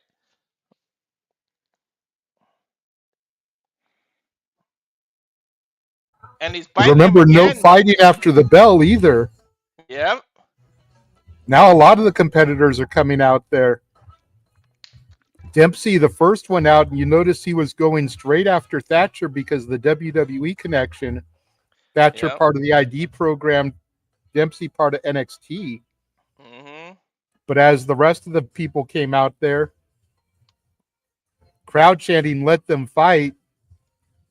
No, Slade they is gotta just a sick fuck. They may end up booking this for a show down the road. they need to respect the rules. GCW Homecoming will be back here in Jersey later this month on all Forbidden Door weekend. They may turn this into something there. Thatcher on the mic now. He said no reason for that shit. This is a legit spread. He's mad at Slade.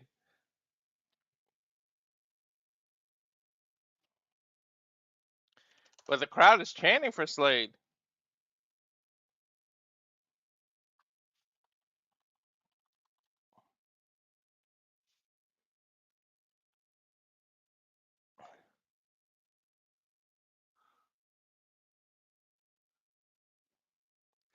There's your idea, JJ. He said maybe I'll come to the house with no rules, GCW, and I'll fight you.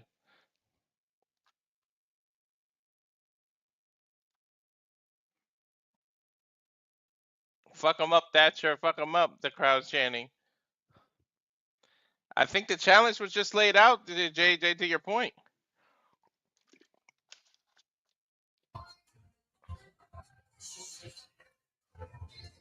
Well, we know the WWAID program has a working relationship with GCW. And like I said, GCW Homecoming will be at the Showboat in Atlantic City, New Jersey, Forbidden Door weekend, both Saturday and Sunday. If there was a time to do it, I would book it for that show. That way these Jersey fans can see the continuation of this fight, this feud. Exactly.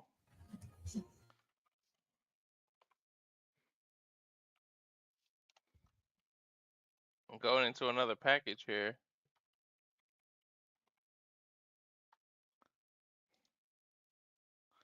Looking at Nattie of the last fight with Minu.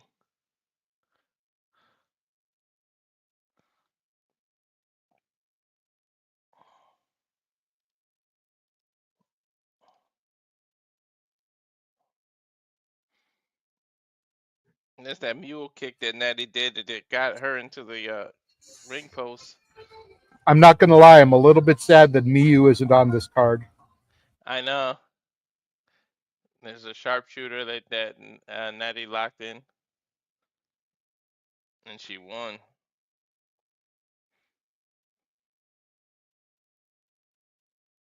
Minu being freaking defiant, stuck her middle finger up, and Nattie just went crazy.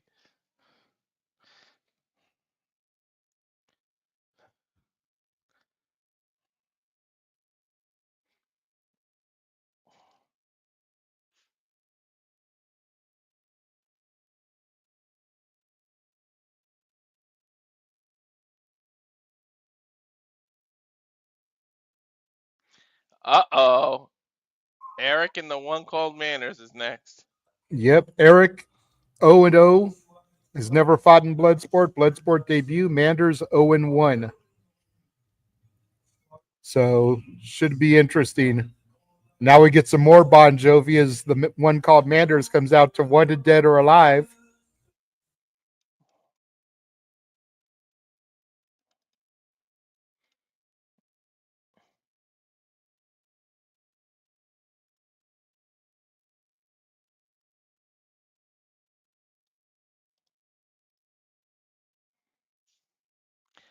Want it dead or alive.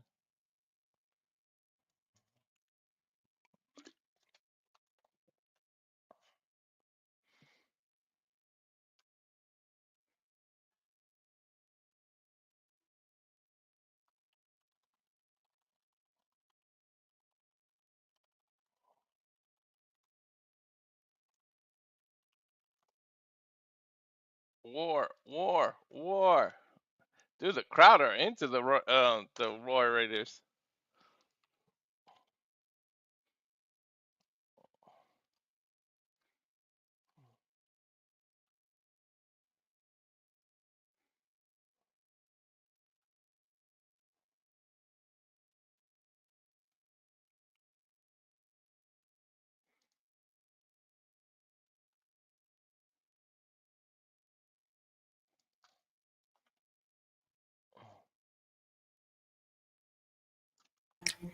Hopefully, Erik does better than Ivar did.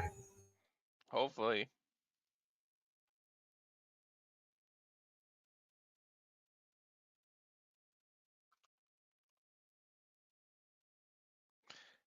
Here you go, Erik and the one man Manders. The one called Manders. One man.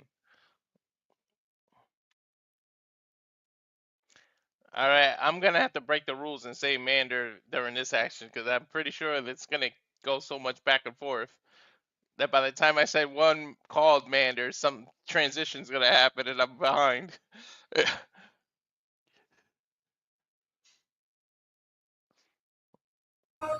I'll allow it this one time.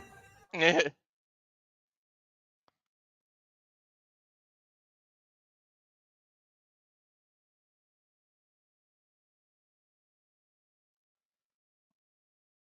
you go. Ring the bell. Erik shakes the one called Mander's hand. These are some big men. Woof. Test of strength kind of grip right now. Erik throws him. Go for that same grip again. One Manders goes for the leg shot, but Erik able to thrust out of the way.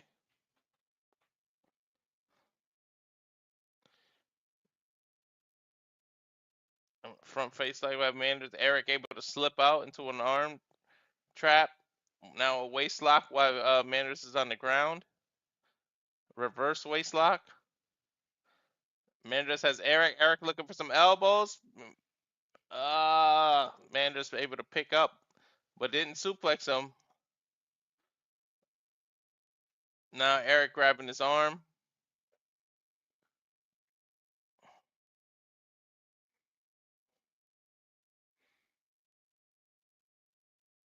Erik has his arm and Manders' head, but at the same time, Manders has Erik's leg, and now he's into Manders' guard. Or sorry, into Erik's guard. Stalemate. And the crowd gives it to him.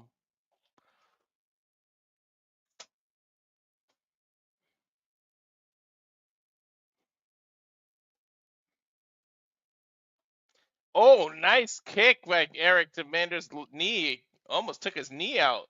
You can see Manders starting to be ginger now.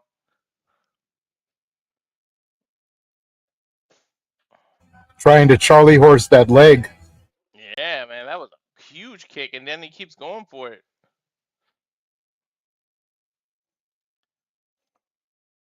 Nice scoop slam by Manders.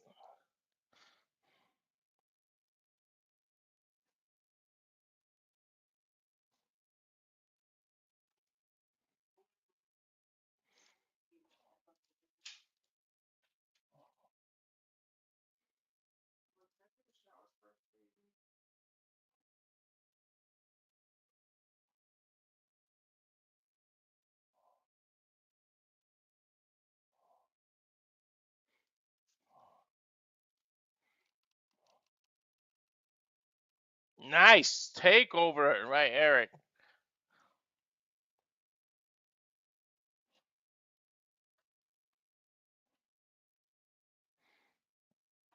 Wow, I'm laughing at what the announcers are talking about Ohio.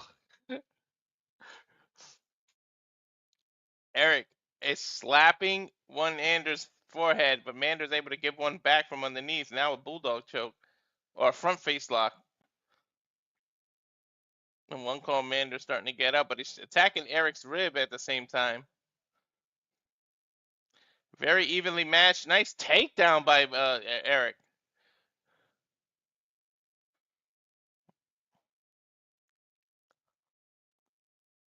He's using his collar and his shoulder to kind of suffocate one called Manders, and if he jumps over him, he can get a Darce choke. But now Manders reversed it.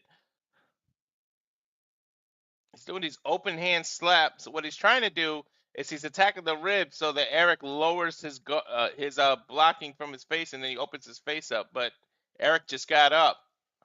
It was smart strategy by Manders, but it just didn't work.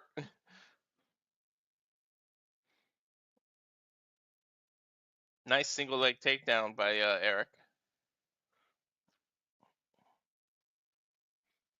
I don't think I've ever seen Manders kind of manhandled here. Erik's been pretty much spending like 60% of the match on top. Well, remember what happened with the Simon Gotch match? Simon Gotch fought from underneath the entire time, ended up getting the victory. Yep. So Erik's got to watch out.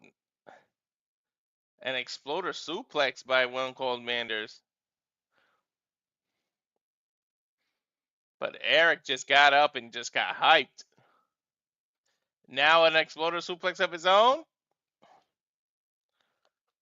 And one called Manders saying, no, no, no. I think this is about to be a throwing contest. Nope. Forearm exchanges. Little game of anything you can do, I can do better. Mm-hmm. 5 minutes have gone by officially by the announcer. I love how the crowd is just going for both people. Is that the first time they've announced how much time has gone by? Because I don't remember hearing it for the other fights. No, they did it with the Dempsey fight. They tried to do it for every fight that goes over 5 minutes. The problem is not too many have gone over it. Ooh, what an elbow by Erik. This is just too evenly matched. Ooh, nice takedown by Erik. And then a clothesline by Manders. Nice lariat. We might get our first double KO that we've ever seen, JJ.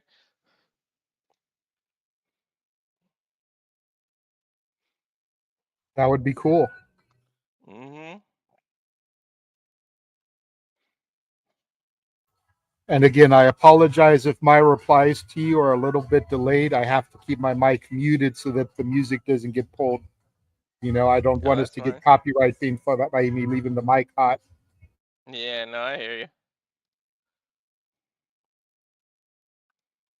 Wow, what a knee by Erik. I think one called Manders just got knocked out. He didn't get knocked out. You got to go Smokey style. He got knocked the fuck out, man. Yeah, yeah. Whoa, what a knee. Take a look at the replay here. Oh, he ran into it. That's why. Holy shit. That's a legal strike, too.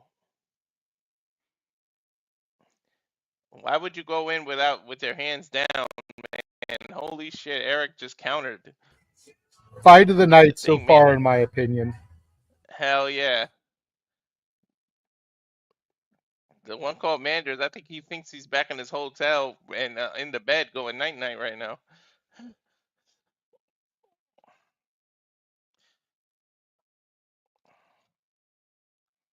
Yeah, exactly, Safet.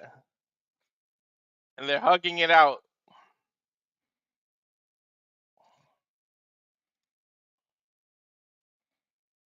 They're showing the replay again. This is definitely the fight of the night so far.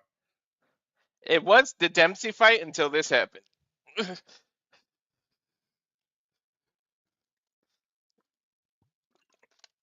And maybe it's just because I'm so familiar, but I had high expectations for this one anyway, knowing what I know about Manders. Mm-hmm. And like I said when we were previewing, Erik as opposed to Ivar is so even, you know, as far as like height, weight, build with Manders. Mm-hmm. I knew this was going to be good, but that's why I kind of wanted Manders versus Ivar, because I wanted to see if Manders could overcome the bigger guy. Oh, Lord. So maybe at Bloodsport London or at the Collective next year, Manders will get a shot at Ivar.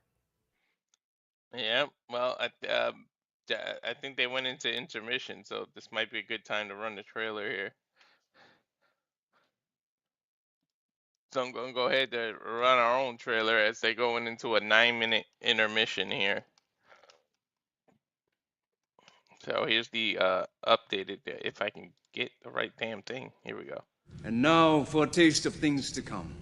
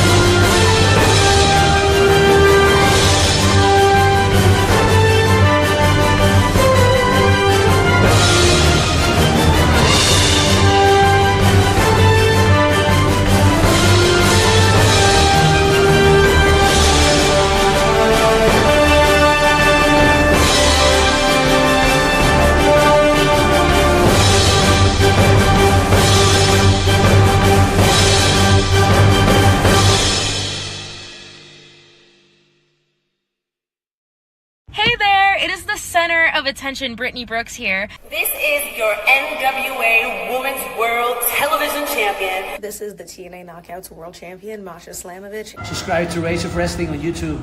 Póngase verde. You better subscribe right now ahora to Rage of Wrestling. Subscribe to Rage of Wrestling on YouTube. Everybody, make sure you subscribe to Rage of Wrestling on YouTube and get them to 200 subscribers. Let's go! All the professional wrestling, and yes, please, you saw towards the end of the trailer, it showed the 2 nights of WrestleMania in Vegas. We need our people to be there to get live coverage and interact, and we are just 33, maybe 34 the last time I checked, subscribers away from getting to 200 to get out of my wife's hair for her to send us to Vegas, which is actually closer now that I'm here in California, so it's actually more achievable now than ever. So please tell a friend to tell a friend to tell a friend and subscribe. Word of the day.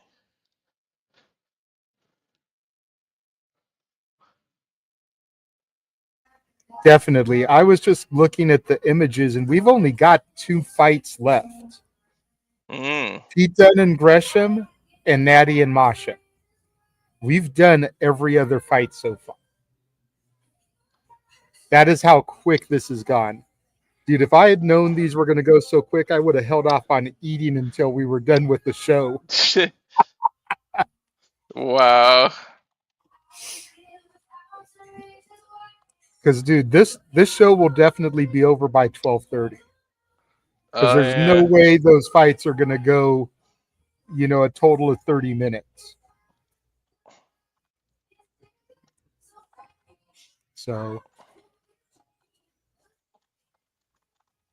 Yeah, but definitely, I think it was the Charrlie Dempsey fight that was the fight of the night until that Erik in one man called Manders just happened. Like, it just kind of surpassed it, dude. That was so crazy. That's our first legit.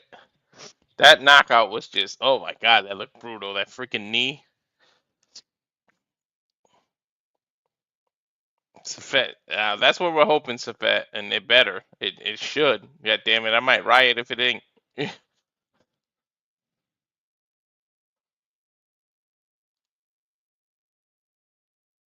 Hell yeah, more to come. August is busy for us, man.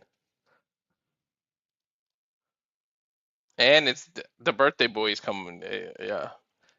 The JJ's birthday is in November. So I mean, sorry, August, November. Wow. Yeah. We've got to make this happen, man.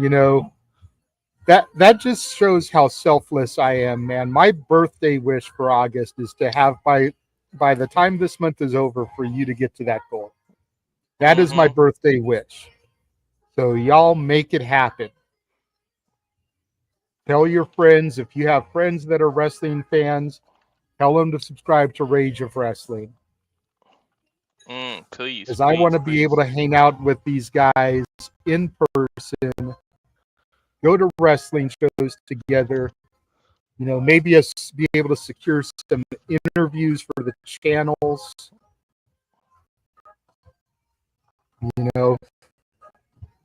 still have something on the horizon. I teased a while back a mystery interview. It's definitely still on the horizon. Just finances haven't been there for me to make the necessary donation to lock the person down, but I still communicate with them. And, it's still going to happen. I just need the funds. But I have a very strong feeling that that person will be there in Vegas at some of the festivities. So worst case scenario, we'll lock it down in time for Vegas and do it in person. Mm-hmm. But just so much stuff on the horizon. All those shows you saw in the watch along trailer. We've got Please. Yes.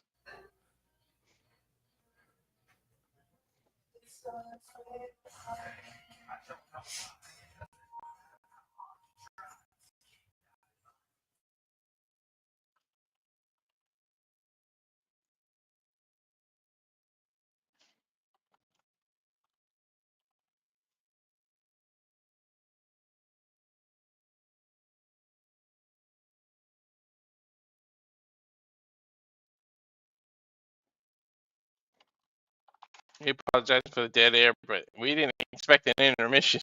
25, 24, so they should be back.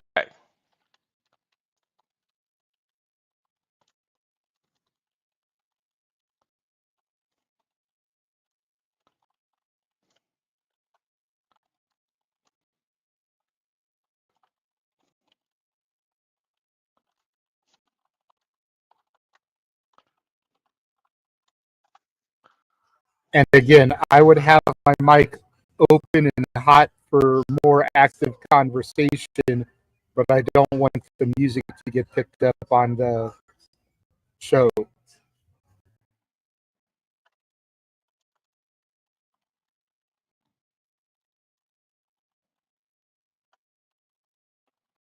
Yeah, exactly.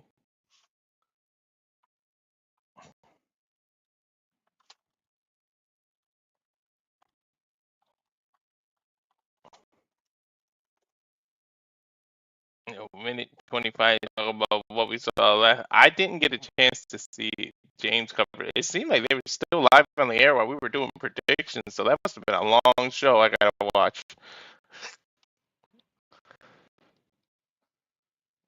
From last night, from James and Ryan's call. Yeah, I went back and I watched the first two matches prior to, from the start of the Hog show before I went to bed, but I was just tired, so I didn't keep going. What I saw was decent.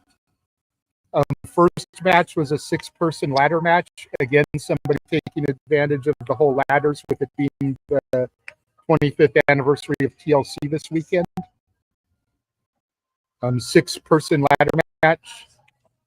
And then the second match was a tag title match where the champs retained, but then were attacked by Cruz from AEW afterwards. Mm-hmm. Yo Rush, Action Andretti setting up a match for the tag titles at the show in September in Philly. So what I saw of it was pretty good. Still have to see the rest of it myself, and then I still need to see night 3 of the Japan shows that GCW did.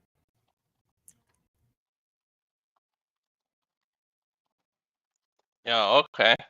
Yeah, honestly, I went straight to we had a little snack for everybody, and I gave the kids their bath and went to bed, man. Uh, Look, I really don't like that stop and start watch thing. I like to be able to sit and relax and actually watch a whole event. So that's why I don't want to get into something knowing I'll fall asleep on it. Traditionally, I'm the same, but I just use my judgment. And once I feel my eyes getting heavy, I just stop. When I feel my eyes getting heavy, I just stop the show feed and I just turn it off. But I'm Yeah, right I there feel you with on you. that. I know how much stuff there is that I'm behind on, and I wanted to try to see as much as I could ahead of shenanigans tonight. I clock in a couple hours, a little under 2 hours now at work. So maybe I'll get to watch a little bit more if this show ends. Like we've been saying before 12:30, maybe I'll get another half hour, 45 minutes of it in. But just kind of is what it is. Yeah, exactly. And I don't know. I think it's the time change, but man, my eyes been. Yeah, I've been going to bed a lot earlier than I did around WrestleMania time, Mhm. just because of the stuff I've been going through in my life. Sometimes it's easier to just go to bed and shut down than it is to try to stay up and let your brain run wild. Mhm. Definitely runs wild for me too, man. I stay up and think of a And lot of looks like stuff. we are about to come back on. Yeah, man. Here's some music.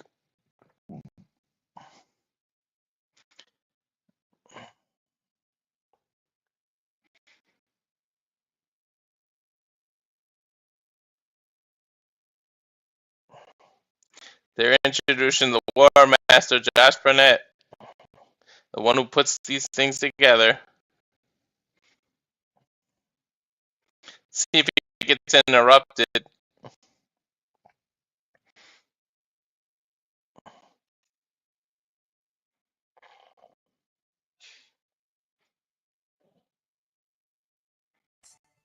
How he still fights at his age is beyond me. Dude has got to be in his 50s, and he still, you know, gets in there and puts on those banners that he does in this environment.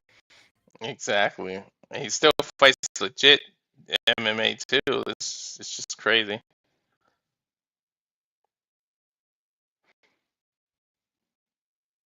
He says we have an obligation. This is our 14th show in the U.S., but we have our second international show coming up September 28th, Bloodsport, London. So it's September. Tickets are on sale right now.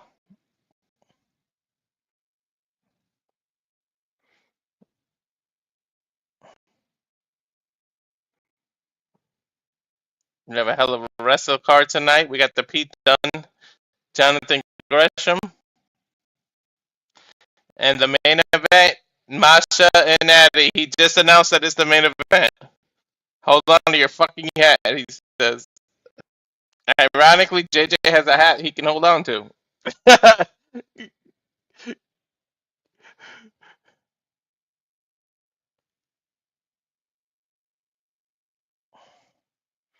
Going into like a music video? Oh, I think this is a video package for the Bruiserweight. Yep, that's cool that they did this. They gave Pete Dunne his own little like intro. It's like a Titantron video. Mm-hmm.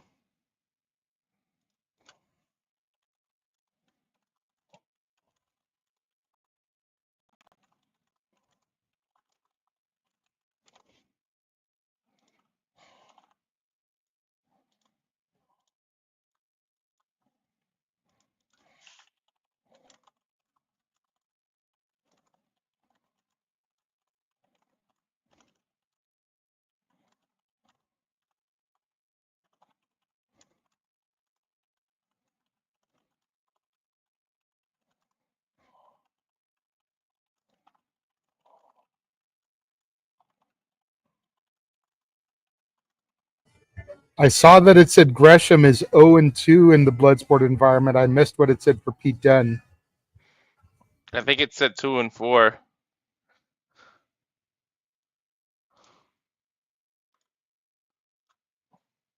These two last fights are going to be bangers. Oh, he's got the octopus. The last time he came out, he didn't have the octopus mask.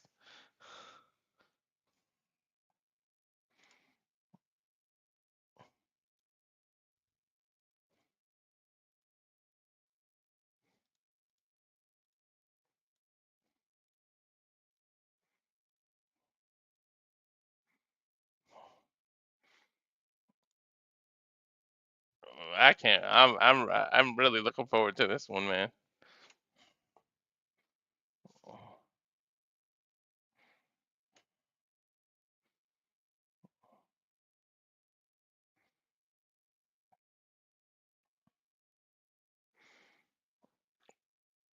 You know, height aside, that is one built man.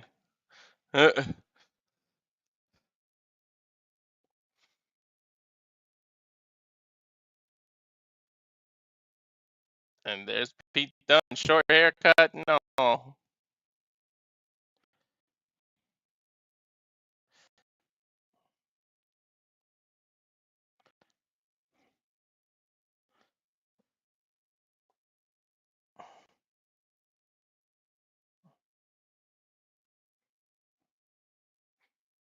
The crowd just screaming, bruise your weight, bruise your weight. Heavy favorite here. Dude, people love Pete Dunne. I don't know why they haven't pushed him more on the main roster. Mm-hmm.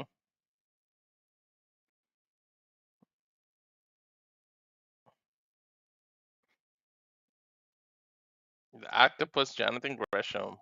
We're getting introduced first.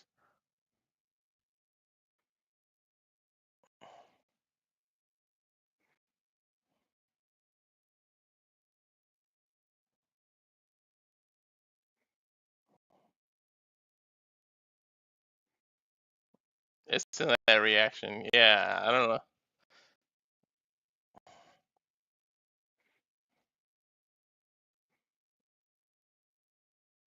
Can't wait for this bell to ring.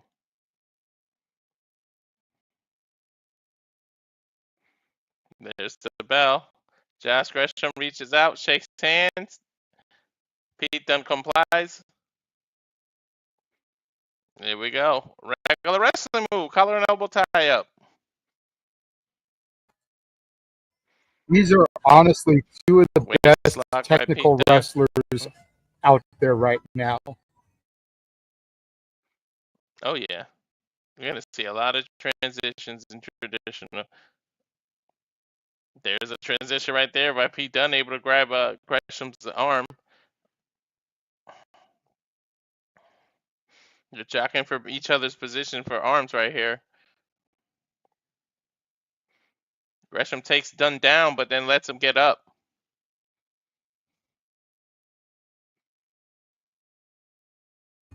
The level of respect to give him a clean break like that. Mm-hmm. Back to a stalemate. Pete Dunne twists under Gresham's arm and goes right for a heel hook or a toe hold. Starting to crank Gresham's ankle foot right there. That'll hurt Gresham's knee. Gresham trying to use his free leg to kick out of it. Rolls to his back. Rolls over, but Pete able to just drag Gresham back into position and puts it in deeper now. Almost like the Regal stretch position here.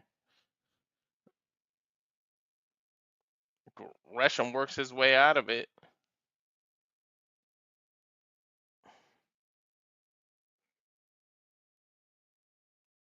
Now Gresham just grabbing the Bruiserweight's arm, putting it over his shoulder. I think he was going to put it over his own shoulder and hit him a few times, but Pete Dunne got out of there.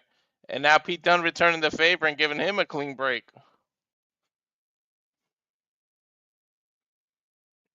Little friendly pat in the back while he does it.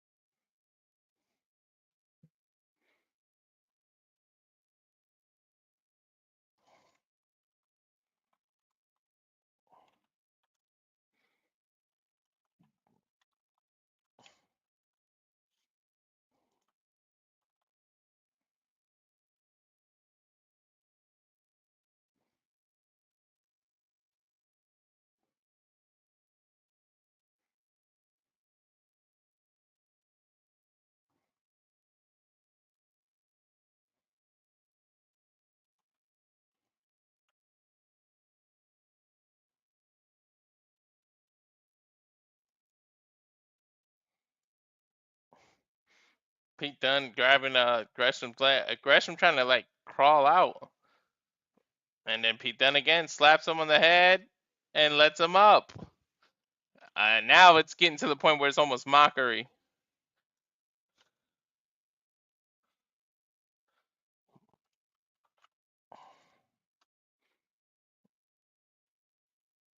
Gresham's on the outside. It's only the second person that took advantage of that rule. The first one was Charles Dempsey. Or Charrlie, I should say. Gresham jumps up back into the ring.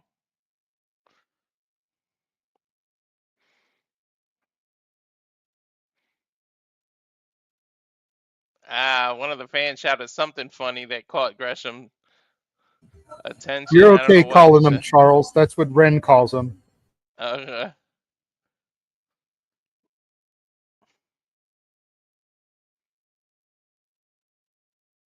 Pete Dunne, overhead takeover, side headlock. Gresham works right back up. Pete Dunne, another headlock takeover into the bulldog choke.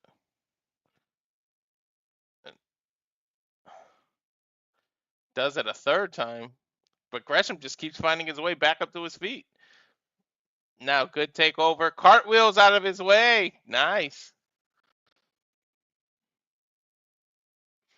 Both men just kind of giving each other a nod. Pete Dunne took a strike. Gresham saw it coming and ducked. Gresham telling him, hey, calm down. We're showing respect. Dunne kind of smiling, giving a cheeky smile there. 5 minutes have gone by. Nice leg takedown. Death lock here by Pete Dunne. Roll through. Twerking Gresham's ankle, and then Gresham grabs Dunne's ankle and twists it to try to break the death lock. Grabs his other free leg. Now Gresham's putting the pressure on Dunne's toe and ankle. Both men just cranking each other's legs.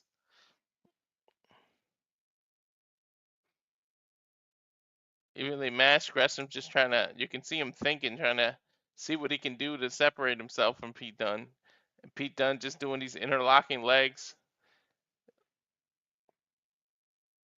Gresham take over. Now it's Gresham on top of Pete Dunne, grabbing his feet, his fingers. Little manipulation by the joint. Okay, so they said it's legal if you do all four. If you isolate one finger, I guess it makes it illegal. Got you. Good to know. Yeah. I like how they just bandering and messing with each other.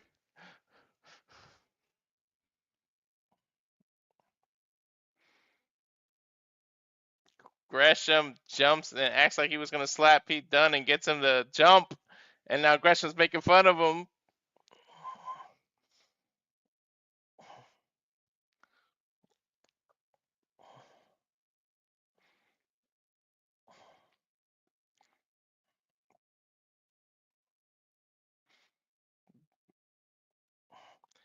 Back into that test your strength kind of position. Dunne uses his knee to break it and then just slaps Gresham. He wants Gresham to return it. I think the gentleman in Gresham's about to leave because that was a hard ass slap.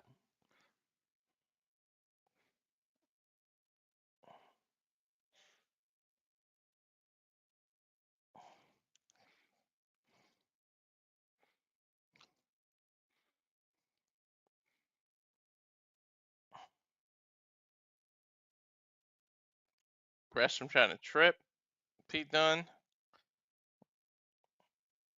Pete Dunne able to stop that momentum. Gresham with a slap to the face. Damn, Pete Dunne almost fell out of the ring. Gresham's trying to use his veteran instinct to throw Pete Dunne off of his game. You notice he went for a standard chop, but then turned it into a backhand afterwards. The 1-2 combination. And these two so familiar with each other. This is the first time they wrestled. They wrestled a lot.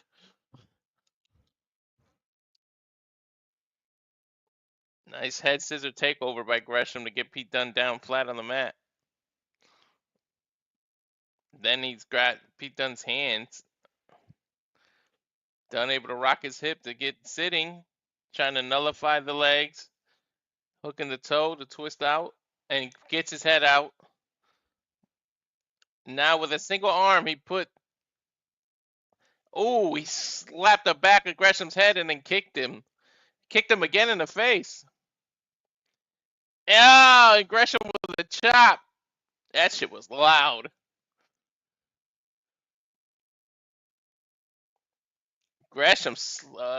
Dunne just slapped the hell out of Gresham.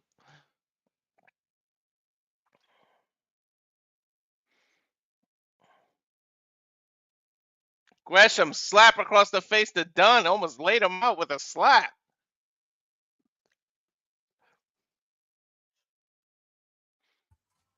It's like those slap fights that we see on the internet these days where people just slap the shit out of each other to see who falls and gives up first. Mm-hmm. Dana White from the UFC actually owns that now. Dunne just slapped Gresham. Gresham went down. He put his hands behind his back to give Pete Dunne the shot. Now Pete Dunne returns the favor, puts his hands behind his back, tells Gresham to slap him. Yeah, it's exactly what it is, JJ. Gresham measuring it. The crowd got quiet so they could hear the slap, but Dunne ducked it. And now it's just a slap fest. And now they announced 10 minutes. This is the longest match of the night. So far, we still have the main event. Mm-hmm. Hammer fist by Dunne as Gresham's underneath. Nice head scissor takeover from underneath. Keep Dunne able to kip up to get out of it. And Gresham slaps the shit out of Dunne. And now he's hammer fisting Dunne. And Dunne with a head scissor takeover. Another slap. That'll hit your equilibrium to the eardrum. Gresham went for one too many slaps, and Dunne reversed it into a Kimura. And I think Gresham tapped. Yep.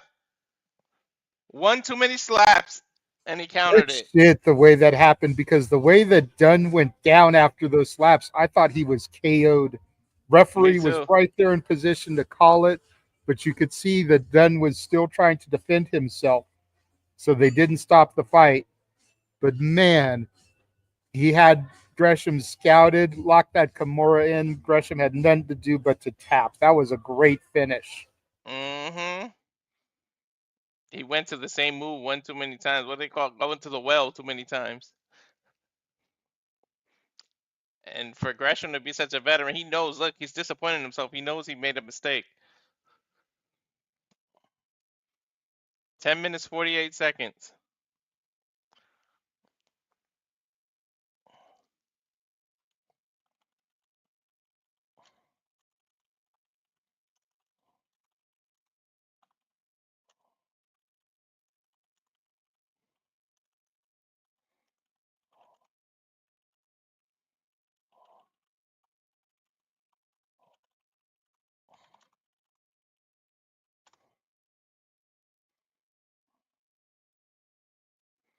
Here we go, main event. You get to see JJ.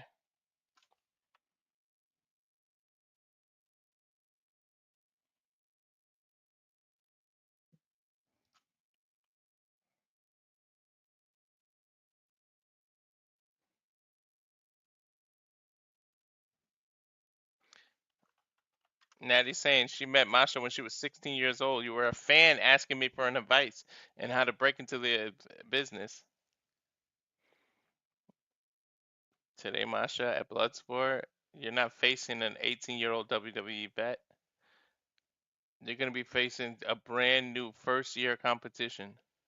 And she's hungry and she's dangerous. I promise today, I promise you, I swear on everything Hart family member that's ever come before me, Masha, that when I'm done with you, you are not going to be able to walk. Damn.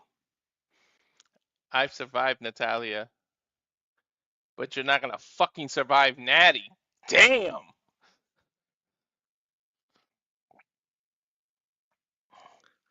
Masha was so. Masha I mean, 3-3, Nattie 1-0 in Bloodsport. damn, Nattie was getting emotional. She was so. She's tired of being underappreciated. I don't But blame her, dude. Her family has given a lot for this business. Her uncle literally died trying to enter the ring. She has been in the WWE for 18 years, has 2 women's championships to her credit. One mhm. of them was the Divas title. She has been overlooked, pushed to the side, cast off. She lives on WWE's island of misfit toys. I don't blame her for being frustrated, for being pissed, for taking this reinvention to her character and proving, showing the world that she's got everything left to give. She is not done by any stretch of the imagination. Not at all.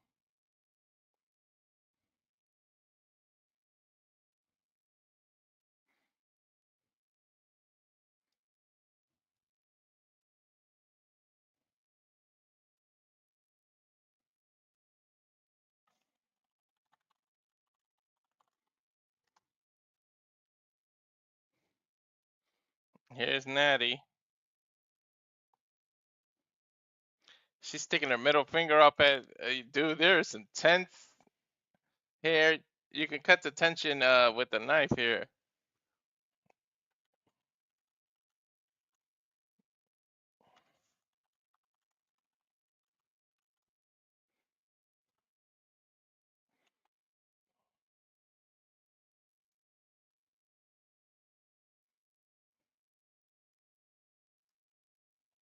And despite this change in her character, still enough respect and love for the fans.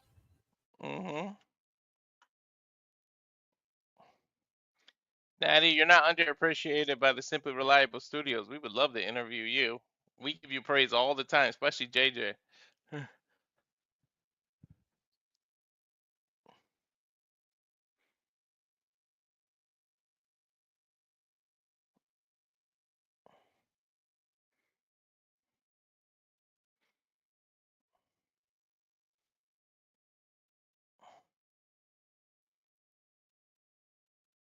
Masha Slamovich versus Neidhart. It's the main event. Here we go, JJ. Masha, with Dude. her one in the air, she acknowledges the tribal chief. Mm-hmm. Dude, I'm so hyping they haven't even touched. They haven't even finished announcing.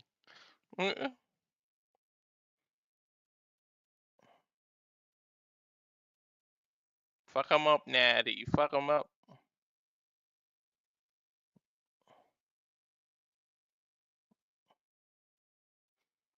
Dude. Natty getting loose. Bell rings. Here we go, JJ. Nose to nose. They pushing each other. Nice slap by Natty. Headlock takeover. Masha kicks up, crawls over to Natty. Natty alligator rolls her.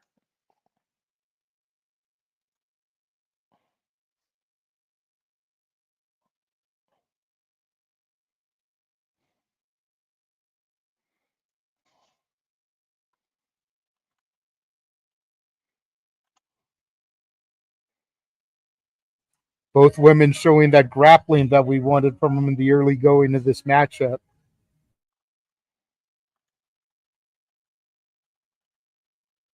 Hell yeah.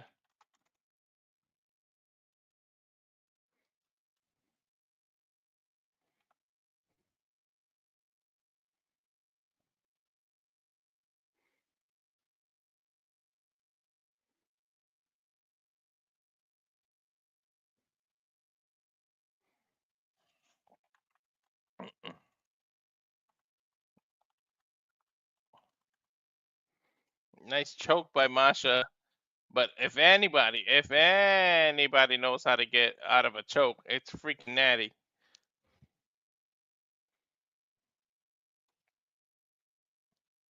Nattie, look at that. Nattie able to kick from the bottom and kick Masha's head, but she tried one too many times. Masha takes advantage and gets in a knee bar. Dude, this is everything I wanted and more. Mm-hmm.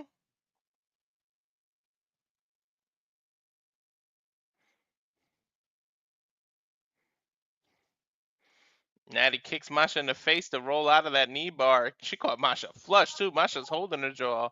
Dude, She's she already was going for. holding on to that. She was holding on the leg for dear life. Mm-hmm. She tried to go for the sharpshooter, but gave up her arm, and Masha able to get Nattie. Now she pushes Nattie down. Nice martial arts side kick. Nattie throws Masha out of the ring. No 10-second break. Nattie went right after her into the crowd. These two are just fighting. Fuck that 10-second break.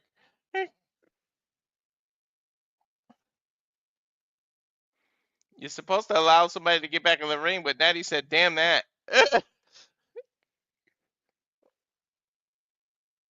Took to the crowd and said, this bitch. And Nattie with a high ankle lock.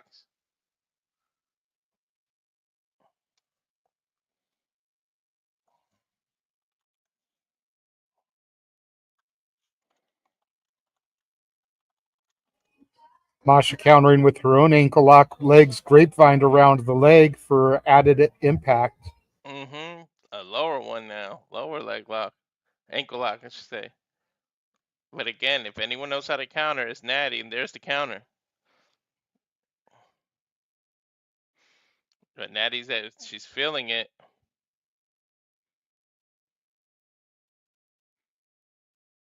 Nattie with a front face lock. No, Northern Light suplex by Masha rolls through and down into a cross arm bar. Nattie fighting it. I don't think I've seen a pin attempt in any of the matches, right, JJ? Not at all.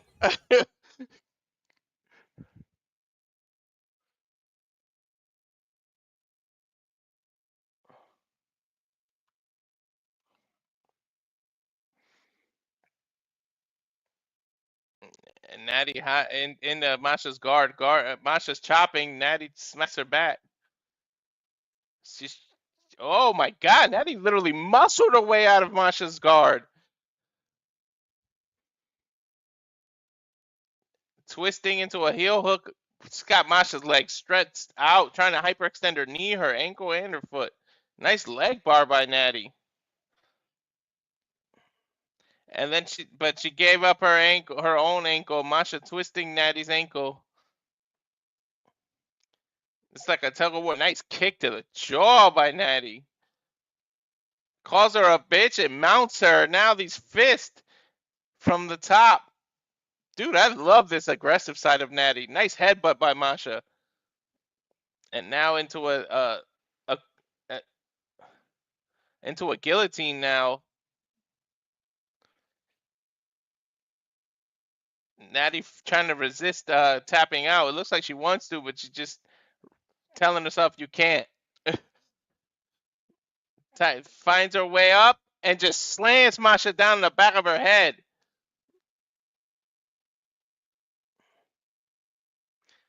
Five minutes That's have an easy already way gone to by. give somebody a concussion or knock them out.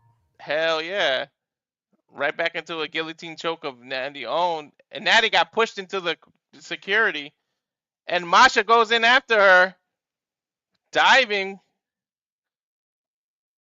Crowd chanting, holy shit. These two women are going at it. Second time they're in the audience. They don't care about these 10-second breaks. Masha slapping Nattie right between the jaw and the neck.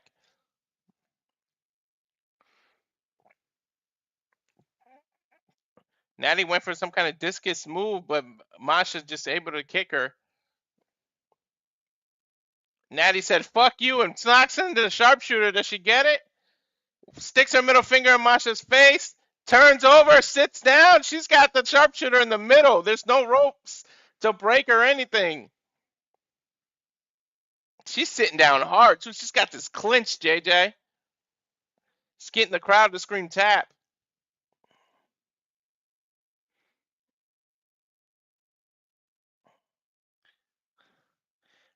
Masha refusing to tap, trying to roll her way out of it, sticking her middle finger up at Nattie.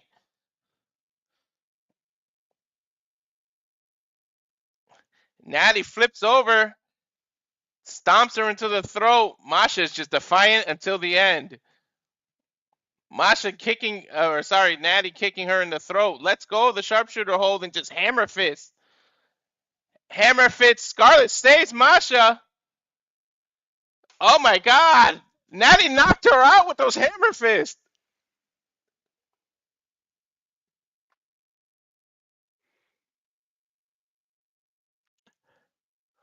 What an ending. I think Nattie's pissed at the referee for stopping it. I mean, she caught Masha flush right to the side of the head. Look. Masha was defending herself and then her arms just dropped. Hell yeah. Go fucking Nattie. Oh yeah, I love this side of her. Now that the fight is over, though, is she going to show that love and respect to Masha? Because low-key, they really idolize each other and respect each other. Mm-hmm. Look at the way she's just glaring at Masha. Mm-hmm. Listen, it's so great to hear a crowd scream for Nattie. Even I'm getting emotional. Dude, I have loved Nattie for years. There's a reason I named my daughter Natalie. Mm-hmm. And you're looking at her. Time of the fight, 7 minutes, 2 seconds. For the winner So that by Pete referee Dunne fight is the longest one. Yep. Nattie lifts her own arm. She didn't even give the referee a second. Let's see. This is going to be interesting. Looks like Nattie's going to walk away without showing that respect. But she's jumping into the crowd. Taking a picture now. That's literally what the UFC does with those pictures after you win.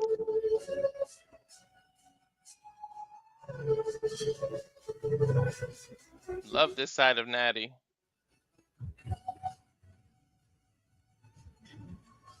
Just giving the crowd their love.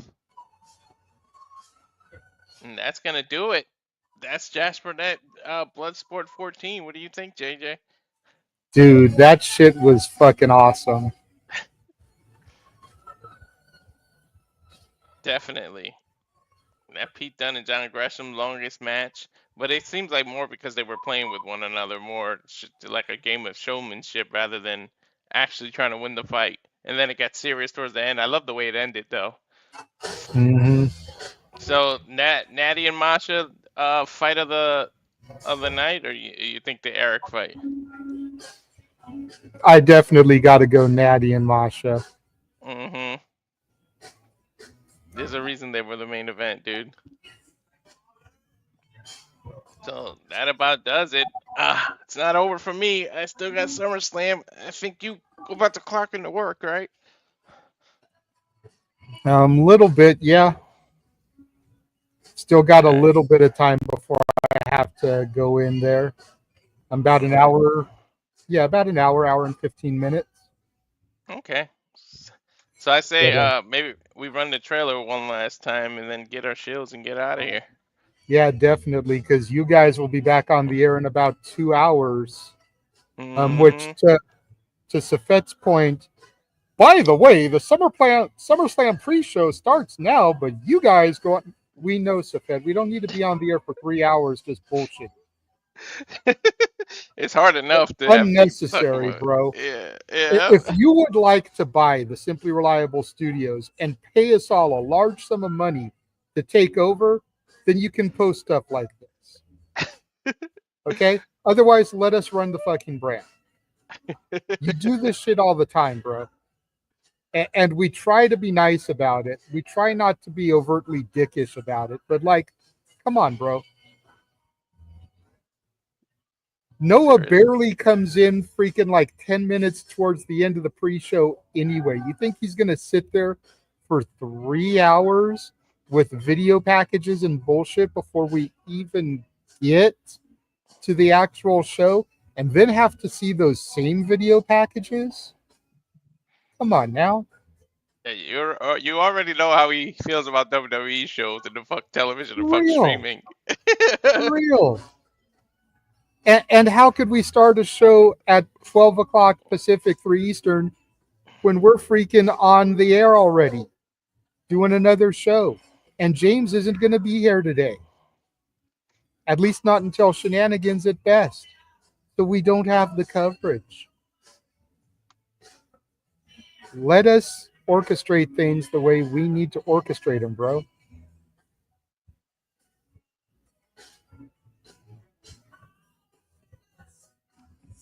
Because, I mean, if Safet's willing to buy the brand, then you don't have to worry if you hit 200 subscribers. We could just use that money to get us all to Vegas for Mania.